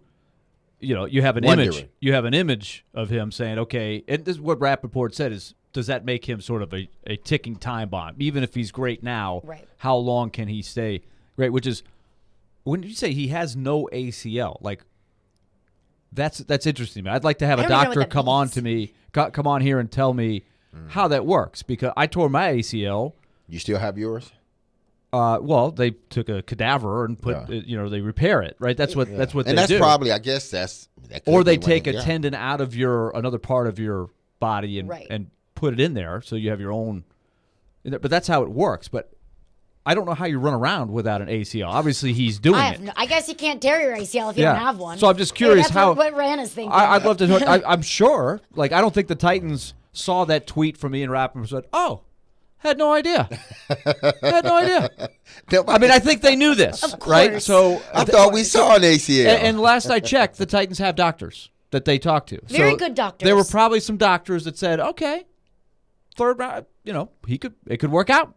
It may not work out, but you could come in there and never been hurt before and get hurt, and you're an injury-prone guy that never can play." Because you could look at Jeffrey Simmons and say he came off the ACL and look what he became. You can also look back at Caleb Farley. I know it's not the same injury. Oh, yeah. Well, he had more than one thing. Serious injury concerns with the spinal injury. And I know ACL and spinal injury are two very different things. But the fact remains that the Titans took an injured player. And, of course, first round and third round, two very different things. I know that. But the fact remains that Caleb Farley was drafted injured, and he stayed injured. Right, but he had never played. Like, he didn't play very many games. This guy has played 26 straight games his last 2 years. That's a little different than Caleb Farley, who, of course, had the whole COVID thing where he didn't play, and then the injury. Like, he just hadn't played a lot of football. Fair. Which is still – he still hasn't played a lot of football. Still has not played a lot of football. Don't know how much football he will play. But, the pick itself, if you just look at it as an individual thing, it's concerning. And then especially considering you have a lot of positions of need that are going unaddressed when you do address a position that is maybe the one position that is not of need, and that is the running back position, and you decide to fill it with an injured player.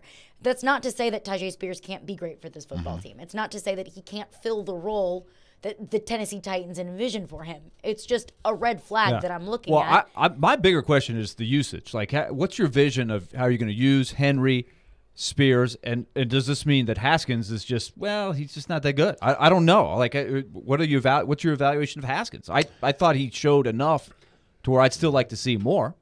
Still like to know. He's shown that he's a physical runner. He's shown that he's a good special teams player. And that's another thing. Tyjae Spears is going to have to play special teams as well.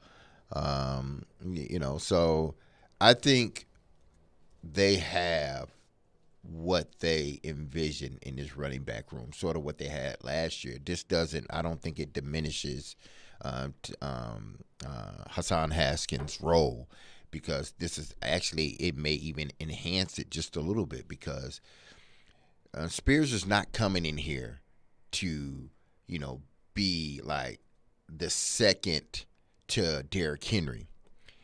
He's not going to take snaps away from Derrick Henry or Hassan Haskins unless he proves in the camp that he's just flat out better than Hassan Haskins. But even with that, with an ACL history, you don't want to give this guy too many carries. What he does, he serves the same purpose as a Dontrell Hilliard served. We're going to bring you on third downs at times. We're going to line you up as a slot. We may line you up as outside. We're not trying to get you to be a battering ram and run you between the tackles. That's up to Derrick Henry and Hassan Haskins. Hassan Haskins has proven that he's a physical runner.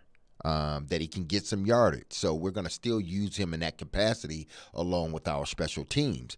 But Tajay Spears, he will be that change of pace back. Guy, you come in third down or second and long. We need to pick up 10 yards. All right, we're going to check it down with the back. If he can get, we expect you to get 10, but we know you have the ability to get 20. Right. That's not Hassan Haskins in the passing game, and that's really not Derrick Henry. Derrick Henry is catch a flare, and then, this kid that they brought in, he can catch angle routes. He can catch out routes. You can line him up in the slot, run quick slants with him. So he's an extension of your passing game, but you can also use him in the running game if you need to. Usage of Derrick Henry will be another. We've been asking it the last couple of years, but now we'll see how it evolves a year later. What's your plan? How many times would you optimally like to give him the ball? Like 350 again? I don't know. He had more carries than anybody in the league last year. How long can you keep going to that well? You need other guys, right? Till it stops working. Let the big dog eat until he's not hungry anymore. But I hope you have plan B, right? You have to have something there. And that could be plan B, is Hassan Haskins and the Tajay Spears 1-2 punch. Right into your phones coming up next, 615-737-1025. Caroline, Willy, D-Mase, 1025-1063 The Game. This is Colton Sissons, and this is Smashville. Feeds now, Sissons coming on from the left circle, and Colton Sissons puts it in the net. This is the flagship of the Nashville Predators radio network. ESPN 1025 The Game. Hi, this is Warren Moon, 9-time Pro Bowl quarterback and member of the Tennessee Titans Ring of Honor and Pro Football Hall of Fame. On the field, I always wore a helmet and pads to make sure I was protected. Life is no different. That's why I got vaccinated and boosted against COVID-19. Protection keeps you in the game. Talk to your doctor and get the information you need to make an informed choice. Gear up, Tennessee. Protect yourself and your family against COVID-19 today. For more information, go to nflagearup.org/Tennessee. You don't have just an ordinary mom in your life. She's the best. Her work never stops. Her sacrifices are many. Her love is unfailing. This Mother's Day, Genesis Diamonds invites you to join us in celebrating and appreciating the mothers in our lives. Stop in and let one of our trusted advisors help you find a special, meaningful gift. Layering necklaces, stackable rings, eternity bands, pearls, elegant diamond pendants, and of course, stunning diamond earrings. Great Mother's Day ideas for any budget. There's no doubt we love Mom, but sometimes a little extra appreciation goes a long way as a thank you for helping us through challenges, making sacrifices, and always putting the family first. So whether it's her first Mother's Day or her 60th, Mom deserves a gift that's anything but ordinary. And at Genesis, that's our specialty. Exquisite rings, earrings, bands, bracelets, heirloom pieces. Timeless gifts of jewelry that she can enjoy and cherish for decades to come, and always be reminded of how special she is to the family. Genesis Diamonds, online at genesisdiamonds.net. The Beach Boys, live in concert, May 25th, 26th, and 27th at Schermerhorn Symphony Center, performing with the Nashville Symphony. The Beach Boys return to the stage. Tickets on sale now at NashvilleSymphony.org. Don't miss the Beach Boys live with the Nashville Symphony. This is Jim Mitchell at Mr. Transmission in Madison. Many of you care about a cure for cystic fibrosis. I care a lot and support the Saturday, May 6th golf tournament at Hendersonville's beautiful Country Hill Golf Course. It's the CureForOurFriends.org 9th annual golf tournament for cystic fibrosis. Tee off at 7:30 a.m. and 1 p.m. on May the 6th. Lots of prizes and sports stars, lunch and dinner provided for each tee time. Sign up at CureForOurFriends.org. That's CureForOurFriends.org. Nashville Sounds Baseball lives on 94.9 The Fan. Catch every pitch. Swing and a miss, strike three. Every hit. That's a base hit. Every run. Looking up, it's gone. On your home for Sounds Baseball. 94.9 The Fan and The Fan app. Hey, Nashville, this is Eli Gold, voice of the Alabama Crimson Tide, and you're listening to Nashville's best sports talk, ESPN 1025 The Game. Caroline, Willy, D-Mase, Hey, if you're running out of ideas for a Mother's Day gift, then tune in to Robby and Rex Road all week long for your chance to win a $100 gift card to a Moment's Peace Day Spa. Winners will be put in a grand prize drawing for a $1,000 gift card and a pair of tickets to see Dave Matthews Band at Bridgestone Arena on May 26th. We also have a pretty good giveaway, but you'll have to wait until the end of the segment, so stay tuned for that. Unless we have some thoughts? Let's go to the phone. To the phones. Phone lines driven by WilsonCountyHyundai.com. 615-737-1025 is our phone number. Adam is on the line. What's up, Adam? Hey, Caroline. Hey, I'm curious. So is there any chance, because if you've got 32 teams in the league, one of them has to be the suckiest at wide receiver. You know, like maybe the Titans are just leaning into that.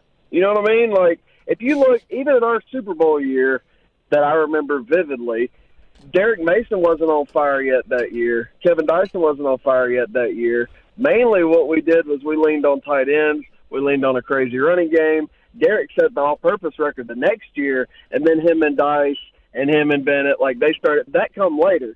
But the year that we went to the Super Bowl specifically, we didn't have like explosive wide receiver room, you know, per se. But that I don't know.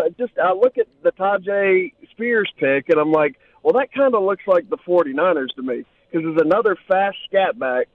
You know, I like the pick because it's like, man, that's different. He looked at Hassan Haskins and said, nope, you ain't mine. You ain't good enough, and added another good running back. So I know that they didn't address wide receiver, but somebody has to be the worst at that. And I figure, I'm throwing a lot at you, but I'm thinking, you know what I'm saying? Like maybe they are just embracing it. Like we're going to throw the ball 5 yards from the quarterback. Adam, you say some crazy stuff. That might have been the craziest thing I've ever heard you say. Thank you, Adam. Appreciate it. Thank you, Adam. Oh, my goodness. Well, I don't think the Titans are embracing not having a strong wide receiver. But if you're comparing 99 to now, and I understand what Adam's saying, but it's a different football now. If they were playing the same type of football and philosophy now as they were playing then okay, I can go along with that somewhat. But this league has changed into a sort of this passing league, and you sort of made light of when Rand said you can't play Golden State Warrior football in November, December. Last I checked, Golden State Warriors won 4 championships. Pretty darn good team. So you might want to rethink that one. Kansas City Chiefs play Golden State Warrior football. It's pretty good. But you don't have to start playing outside or whatever in the NBA playoffs. You play the same conditions all year. Yeah, but still, with that, the league is changing so much. Why do you think Philadelphia is doing what they're doing? Why do you think Cincinnati, they drafted another receiver? Again, I think early on, you look at what they're doing. Kansas City is trying to build their offense back up because they understand. Look at all these teams. They understand that the passing league is what moves this league now. People want to see the ball thrown down the field. It's great if you have a Derrick Henry. That's almost now like a plus. That's an add-on, nowadays because teams don't have a Derrick Henry or Jonathan Taylor, these backs that is going to get you 1,500, 1,600 yards. Teams just as well say, hey, listen, we can deal with it. We can have a 1,000-yard rusher, a 500-yard rusher, a 400-yard rusher, but that 400-yard rusher and 500-yard rusher is catching 30 or 40 balls out the backfield because we understand, yes, we got to run the football, but we got to be able to pass the football too. And come late in January, and the old adage is, you better be able to run the football. Well, you need to tell Kansas City something different. You need to tell Cincinnati something different. Even though Cincinnati does run the ball well, you got to be able to throw that thing, too, to get the ball in the end zone. And that's why I listened to Adam, and I said, well, that's in the old football, yes, that works. I get it. But nowadays, you got to have a formidable passing game. You just have to. Yeah, it's harder for sure. In 2008, they went 13-3. Their leading receiver was Justin Gage, and he had 651 yards on 34 catches. So 19 yards a catch, but 651 was the most of any Titan receiver. Is that the 13-3 team that was the number one seed? They lost to a team that had Derek Mason on it. Absolutely. The Baltimore Ravens. Because don't they really you let couldn't him forget it. Because they really couldn't. Because once Chris Johnson went out, they had nothing else. They couldn't do much of anything else. Nope. You know, Chris Johnson, the running game was them and playing really good defense. They didn't scare us throwing the ball down the field. So they didn't scare anybody. Yeah, they didn't the scare entire so year, but they still went 3-3. But when you get in the playoffs, you have to have that ability to scare people in the passing game. Because if you don't, i.e. the San Francisco 49ers, after their quarterbacks went down, you think Philadelphia feared anything they were doing in the passing game? They said, let's load up on the run game. Right. They also had a running back in at quarterback. But that's what I'm saying is the passing game was inept at that point. Not because they didn't have receivers, but because their quarterback had gotten hurt. Yeah. The Titans also, we can go back through that game a lot. I mean, they fumbled the ball 3 times in the red zone. That didn't help them in that game. But fast forward to today, I think what you're saying is generally true, right? It helps. You got to have some weapons. Right. I go back to what was available during the picks. They had more holes than they had assets to fill all the holes. They only had 6 picks. They traded a future pick to get Levis. That was one they wanted to get. I think they would have liked. They didn't have a 4th-round pick. So at the 3rd round, I think they liked receivers leading up to the pick, and they all of a sudden got plucked. So what do you do? Like, I think they just have to hope that over time, they know their wide receiver room is limited, right? It was not a great year for free agent wide receivers. They didn't have a lot of cap space anyway.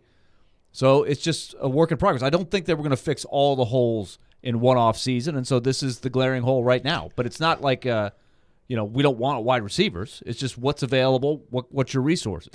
But isn't it obvious, just look at all their picks, isn't it obvious what they're trying to do? It's obvious. All their picks were offensive guys. Yeah. Every last one of them. I believe, if I heard Joe Rexrode correctly this morning, this is the first time ever the Titans have drafted only one side of the football. Yeah, because they know their defense through free agency and the re-signing of Jeffrey Simmons, they believe their defense is good. As long as nobody, then they're getting Harold Landry back. So they believe their defense is good. Their offense is what they believe will keep them from getting where they want to go. So hence, they use all 6 of their picks on offensive guys. Now, whether we agree with the offensive guys or not, they're saying, well, listen, it's a place of need. There really wasn't a dire need on defense. Yeah, they could have got some players. Corners. Yeah, they could have got some corners. Yeah, but there's no dire need. Their dire needs, they addressed, sort of, kind of, and we hope it works out. All right, let me throw this at you. Take Skoronski and take the kid that they drafted later from the offensive line. Like we knew Jalen Duncan, okay? They picked 2 offensive linemen. Let's say you flip those 2 offensive linemen and they take 2 wide receivers instead. We'd be sitting here and saying, how could they have not addressed offensive line? This is unbelievable, right? So my point is they only had 6 picks. So if they had taken 1 offensive lineman and 1 wide receiver, I still think we'd be saying, I still don't know about the offensive line. Ooh, I still don't know about the wide receiver. So they could not address all of the needs. If you circle offensive line and wide receivers as glaring needs, which I would say that's the thing, they filled the offensive line question marks, at least with 2 more picks, and they left themselves open to wide receivers. But you have to trust your board. What was there when it was to return to pick? And you assess all of that stuff. And I do think that there gets to a certain point in the draft, because I'm with you. I am in the camp of take the best player available. At some point, you got to start moving guys that play positions of need up the board a little bit. Because you have to look at it like, yeah, okay, we have this running back graded XYZ. We have this receiver graded XYZ, just a little bit lower than the running back. But we don't need running backs right now. We need receivers. But they need offensive linemen too. So do you buy what I'm saying? If they take 2 wide receivers and no offensive linemen. We would have been concerned about the offensive Absolutely. line. Totally. That would have been the whole thing. How could you not take an offensive line? You could have just flip-flopped the questions and just insert offensive line for wide receiver. But I don't think that I don't think people have a problem with them taking 2 offensive linemen and a wide receiver. Hell, I don't have a problem with but I think it's where you drafted that wide receiver. And you chose to draft a running back in the 3rd round instead. Now, hell, the running back may work out and it's great. Then who cares? But if your board says that no wide receiver is worth that pick at that time, then you can't just go take a wide receiver because he's a wide receiver. Or you can trade back if there's a willing exactly. trade You partner. could trade back and gather more picks. That's why I'm not a GM, because hell, it's hard. But no, it's. Had that receiver been drafted in the 3rd round, I don't think anyone would have said much. They'd have been like, okay, good. We addressed the need, wide receiver, and we got 2 offensive linemen. But because that wide receiver was drafted in the 7th round, and many people look at the 7th round as just, okay, he may not make the team, so how is that going to help us? Well, he may make the team, and he may help you, but I understand the optics of it. Like, that's a dire need for you, wide receiver, and you chose to take a running back in the 3rd round, whereas you possibly could have had a wide receiver. I like the kid, A.T. Perry, and I thought the Titans were going to draft him, but they didn't. And then again, the team he went to, I forgot the team he went to, but it may not work out. So I don't know. But I think the optics of it is fans are screaming like, we need wide receivers, we need them. And then you draft one in the 7th round and you draft it back in the 3rd. Yeah. Even though Rand says not open and over, and I understand that part. I do. Like, they can go get wide receivers after June 1st, or they can go get wide receivers right before the season starts. But the fans are looking at it like, man, so this is what our wide receiving core is looking like right now? I promised a giveaway. So we will do exactly that. Be the first person to answer Willy's trivia question correctly, and you will win a pair of tickets before you can even buy them to see Shinedown at First Bank Amphitheater on October 3rd. Our phone number is 615-737-1025. If you have that answer to Willy's trivia question, Willy, take it away. All right. Colton Dowell is the only wide receiver taken by the Titans in the 7th round. He's out of UT Martin. What is UT Martin's nickname? 615-737-1025. What is the nickname of UT Martin? 615-737-1025. Don't text the text line. You can do it. You're not going to win. Good luck with that for the winner of the Shinedown tickets. Coming up next, Rand Carthon made some comments over the weekend that gained a whole lot of traction on social media, and we'll give our thoughts on it coming up next. Caroline, Willy, D-Mase, 102.5, 106.3 The Game.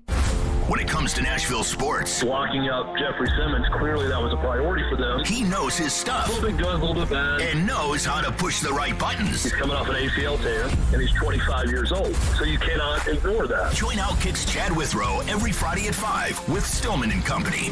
Withrow What I hate more than anything is people that are phony and not true to themselves. is on 102.5 and 106.3 The Game and the Game Nashville app. It's the first day of the first grade, and she found a new best friend. It's a laid-back Sunday afternoon you wish would never end. The homemade taste of Bluebell and good friends gathered round. The good old days are being made right now. Have you noticed that most ice creams now come in smaller cartons? Not Bluebell. We're still making a full half-gallon and a full pint of tasty goodness. Bluebell wouldn't have it any other way. The good old days are being made right now. The good old days are being made right now. Look for Bluebell Ice Cream at Publix, where shopping is a pleasure. Music City will be rocking June 23rd through the 25th with a different sound, the sound of NASCAR. Start your engine! The Ally 400 is back at Nashville Superspeedway, and this year, it's a night race. NASCAR in Nashville. It's guitars and fast cars under the lights. Visit NashvilleSuperspeedway.com to get your tickets for the triple header weekend, including the Ally 400, Tennessee Lottery 250, and the Rackley Roofing 200 today.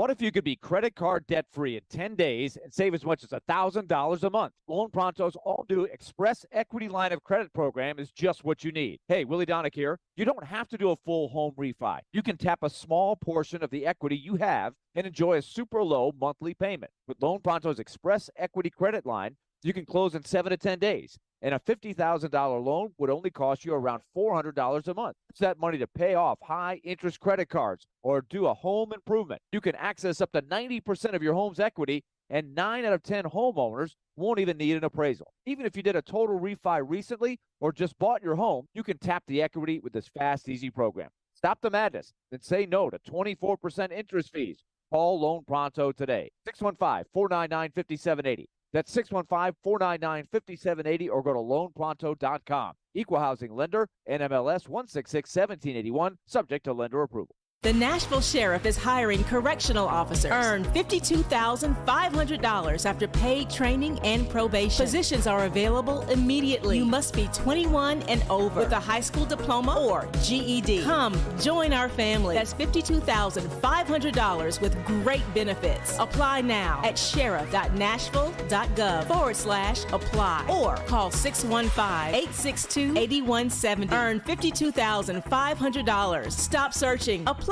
now. The Nashville Sheriff. Sometimes he gets lonely and needs some company. 10 for 17 for 45 yards in his career with 1 interception. This is one of those years where it's a step back for them. And that'll create more one-on-one situations and make it easier for him to throw the ball down the field. It's Stillman and Company. You've got real talent. With Jared Stillman. Weekdays from 2 to 6 on 102.5 and 106.3 The Game. And the Game Nashville app. This is Caroline, Willy, and D-Mase on 102.5 and 106.3 The Game and the Game Nashville app. I just want to say something real quick. Today and as yesterday, these kids are living their dreams, right? Having their name called, realizing a dream and being drafted. And I don't want these, interactions between us to always feel like we got to take a negative turn. And, this should be a joyous moment for us to praise these kids. This is a moment these kids are going to see this, and this is a moment for them and their families to rejoice in, because it's only going to happen once. We joked, earlier about Jim and I joked earlier about me not being drafted. You know what I mean? And that's a moment, in my career I can never get back. Coach was drafted in the 3rd round. That's a moment he'll always remember. So let's keep that in mind. When we're talking about these kids and where they've come from and because a lot of these kids have overcome a lot, to get to this point. So let's keep that in mind in moments like this. There'll be other times to critique what they've done. These kids haven't even stepped on the NFL field yet. So let's keep that in mind. This is a moment for them and their families to have something to be proud of and enjoy this moment. That was Ran Carthon Friday night in the post-Day 2 press conference, and Matt caught wildfire on Twitter with Titans fans, with Titans media members. I have my thoughts. Want your thoughts, your take on Ran Carthon saying there, hey, don't be so negative. This is supposed to be a happy day in a lot of these draft picks' life. I go back to what I said earlier in the show. The press conference started at 10:15 at night. This is after 2 days of drafting. I would only speculate that their hours of sleep for the last 4 or 5 nights, not a lot. And they know as soon as that press conference is over at 10:45 or 11, they're going right back into the draft room to talk about the next day where they've got more picks to do. They were kind of fried, and they're getting grilled. And I just think they looked to me, just as I watched the press conference, they were kind of like low energy, right? They were wrung out. And I just thought it was an overreaction to the press conference in general. I thought there was much ado about nothing as far as he didn't instill confidence, etc. It was just a brutal press conference. I woke up the next morning. I didn't watch it live. I saw the reaction, and then I went back and watched it, and I was just like, what are we talking about here? This is just a press conference where the players aren't even there, and everybody's picking apart everything that was said. And there was a huge theme during about a 20-minute press conference about not having a wide receiver. And you're not even done with the draft yet. I mean, you have a whole other day of drafting. So I just thought this is something that people are not going to remember a year from now. It's in the moment. I get things sort of spread like wildfire. And I just think he took a moment to say, you know, I don't know about that answer. Like that may not have been the way I answered that, to stop a different question and say, hey, let's just take a moment and celebrate that we picked these guys. I get some frustration, but to me, the word I had was overreaction. Mm-hmm. I don't think there was any frustration. I don't think it was because it was late. I think had they had that press conference at 5 p.m., Rand Carthon would have said the same thing, because he's right. Listen, I understand there's going to be a time and a moment to critique sort of these guys, why we didn't do the work. But let's first start off by, you know, understanding what these young men are going through and what they've been through, because I can point to about, if it's 50 people, I can point to about 30 of y'all that have never been in this position and never will be. You know, you never will be a draftee, never will be drafted. You don't play football. You don't play sports. Hell, it's just the way it is. And that's not a knock, but it's just saying. So I don't think he was frustrated. I think he, like Vrabel, probably, listen, we're here to protect our players. That's what we're here to do. And we're not going to allow you to, we can't stop you, but we're not going to feed into you all this negative stuff first. Let's you know, let me explain about the guys, ask about the guys, what made you draft this guy and what do you see him? Okay, we can get into that other stuff, you know, but they're just drafted. Like, and you're already he saying, did answer the questions. Like the context of that, just for people who didn't watch, remember, this is a 20-minute press conference. Just like I said last year with the Ryan Tannehill, everybody took the one clip where he said, I'm not going to be the mentor for Malik Willis, and went nuts when it was a 30-something minute press conference. He said a ton of things. Like, people could go back through our shows 3 hours a day and probably find something that one of the three of us screwed up. Right. Probably me every day. There's something you could pick apart. Willy, that sounds really dumb. And you would be 100% right. But he said that in the context, they were getting grilled about not taking a wide receiver. Yeah. And they were getting grilled about Will Levis left and right and picking apart all the faults of Will Levis. I think that's what had that feeling rise up in Rand Carthon and say, hold on, can we just celebrate for a second that we made these picks? Just give me a second here. And you know, I think that's where that was coming from. I don't think. I mean, if it was 5 o'clock in the afternoon, I think he would have still came. He still would have answered it the way he did, because it's like, okay, I understand everything y'all are saying, but these kids just got drafted. Let's talk about. I'm gonna get into the other stuff, and I agree with you. I agree with you on that. I think where I'm coming at the 10-15, they just seemed low on energy to begin with. I don't think they were their mind. I know my mind would be fried. I have been in that position where I've called 3 games or something, and I am not sharp with my call to play-by-play because I've done 3 other games. I'm like, dang. You know, I'm just not – your brain isn't working. You want it to be working. It's just hard to have the enthusiasm. That probably is separate from the point you're making. But your point you're just making, I think he probably at 5 p.m. or 2 p.m. would have probably worked that in there. And I appreciate Rand's positivity.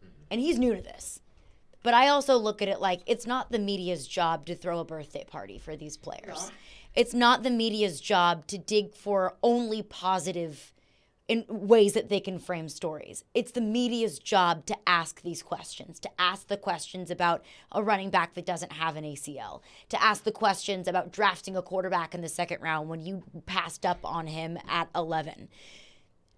I totally understand the framework when you've been there before, Derek, when you want to be excited and you want to celebrate with your family, but you also have to look at it like this is the media's job to ask these questions of the fans because the fans had those questions. But he answered those questions. He did. He didn't say, I'm not taking any more questions on any of the players. He just paused to make the point in the middle And then the grilling started right after that. They didn't It's stop their answering. job. It's their job. Did they answer the questions? Yes. But it's they always, did not answer the questions. I've always said this about people. Do you want me to answer it to satisfy you, or do you want me to give you my honest opinion to it? Because if I answer it to satisfy you, then you're not gonna answer. You're not gonna ask me anything else, and that's cool. But if I answer it the way I know I should, in the honest answer, then you're not gonna accept what I'm saying. So the next person's gonna ask me the same question, but just in a different roundabout way. So he's not gonna win the press conference when it comes to that. He's just not. That's going to do it for us today. We'll be back tomorrow at 11 a.m. Stillman & Company's up next. Be love and love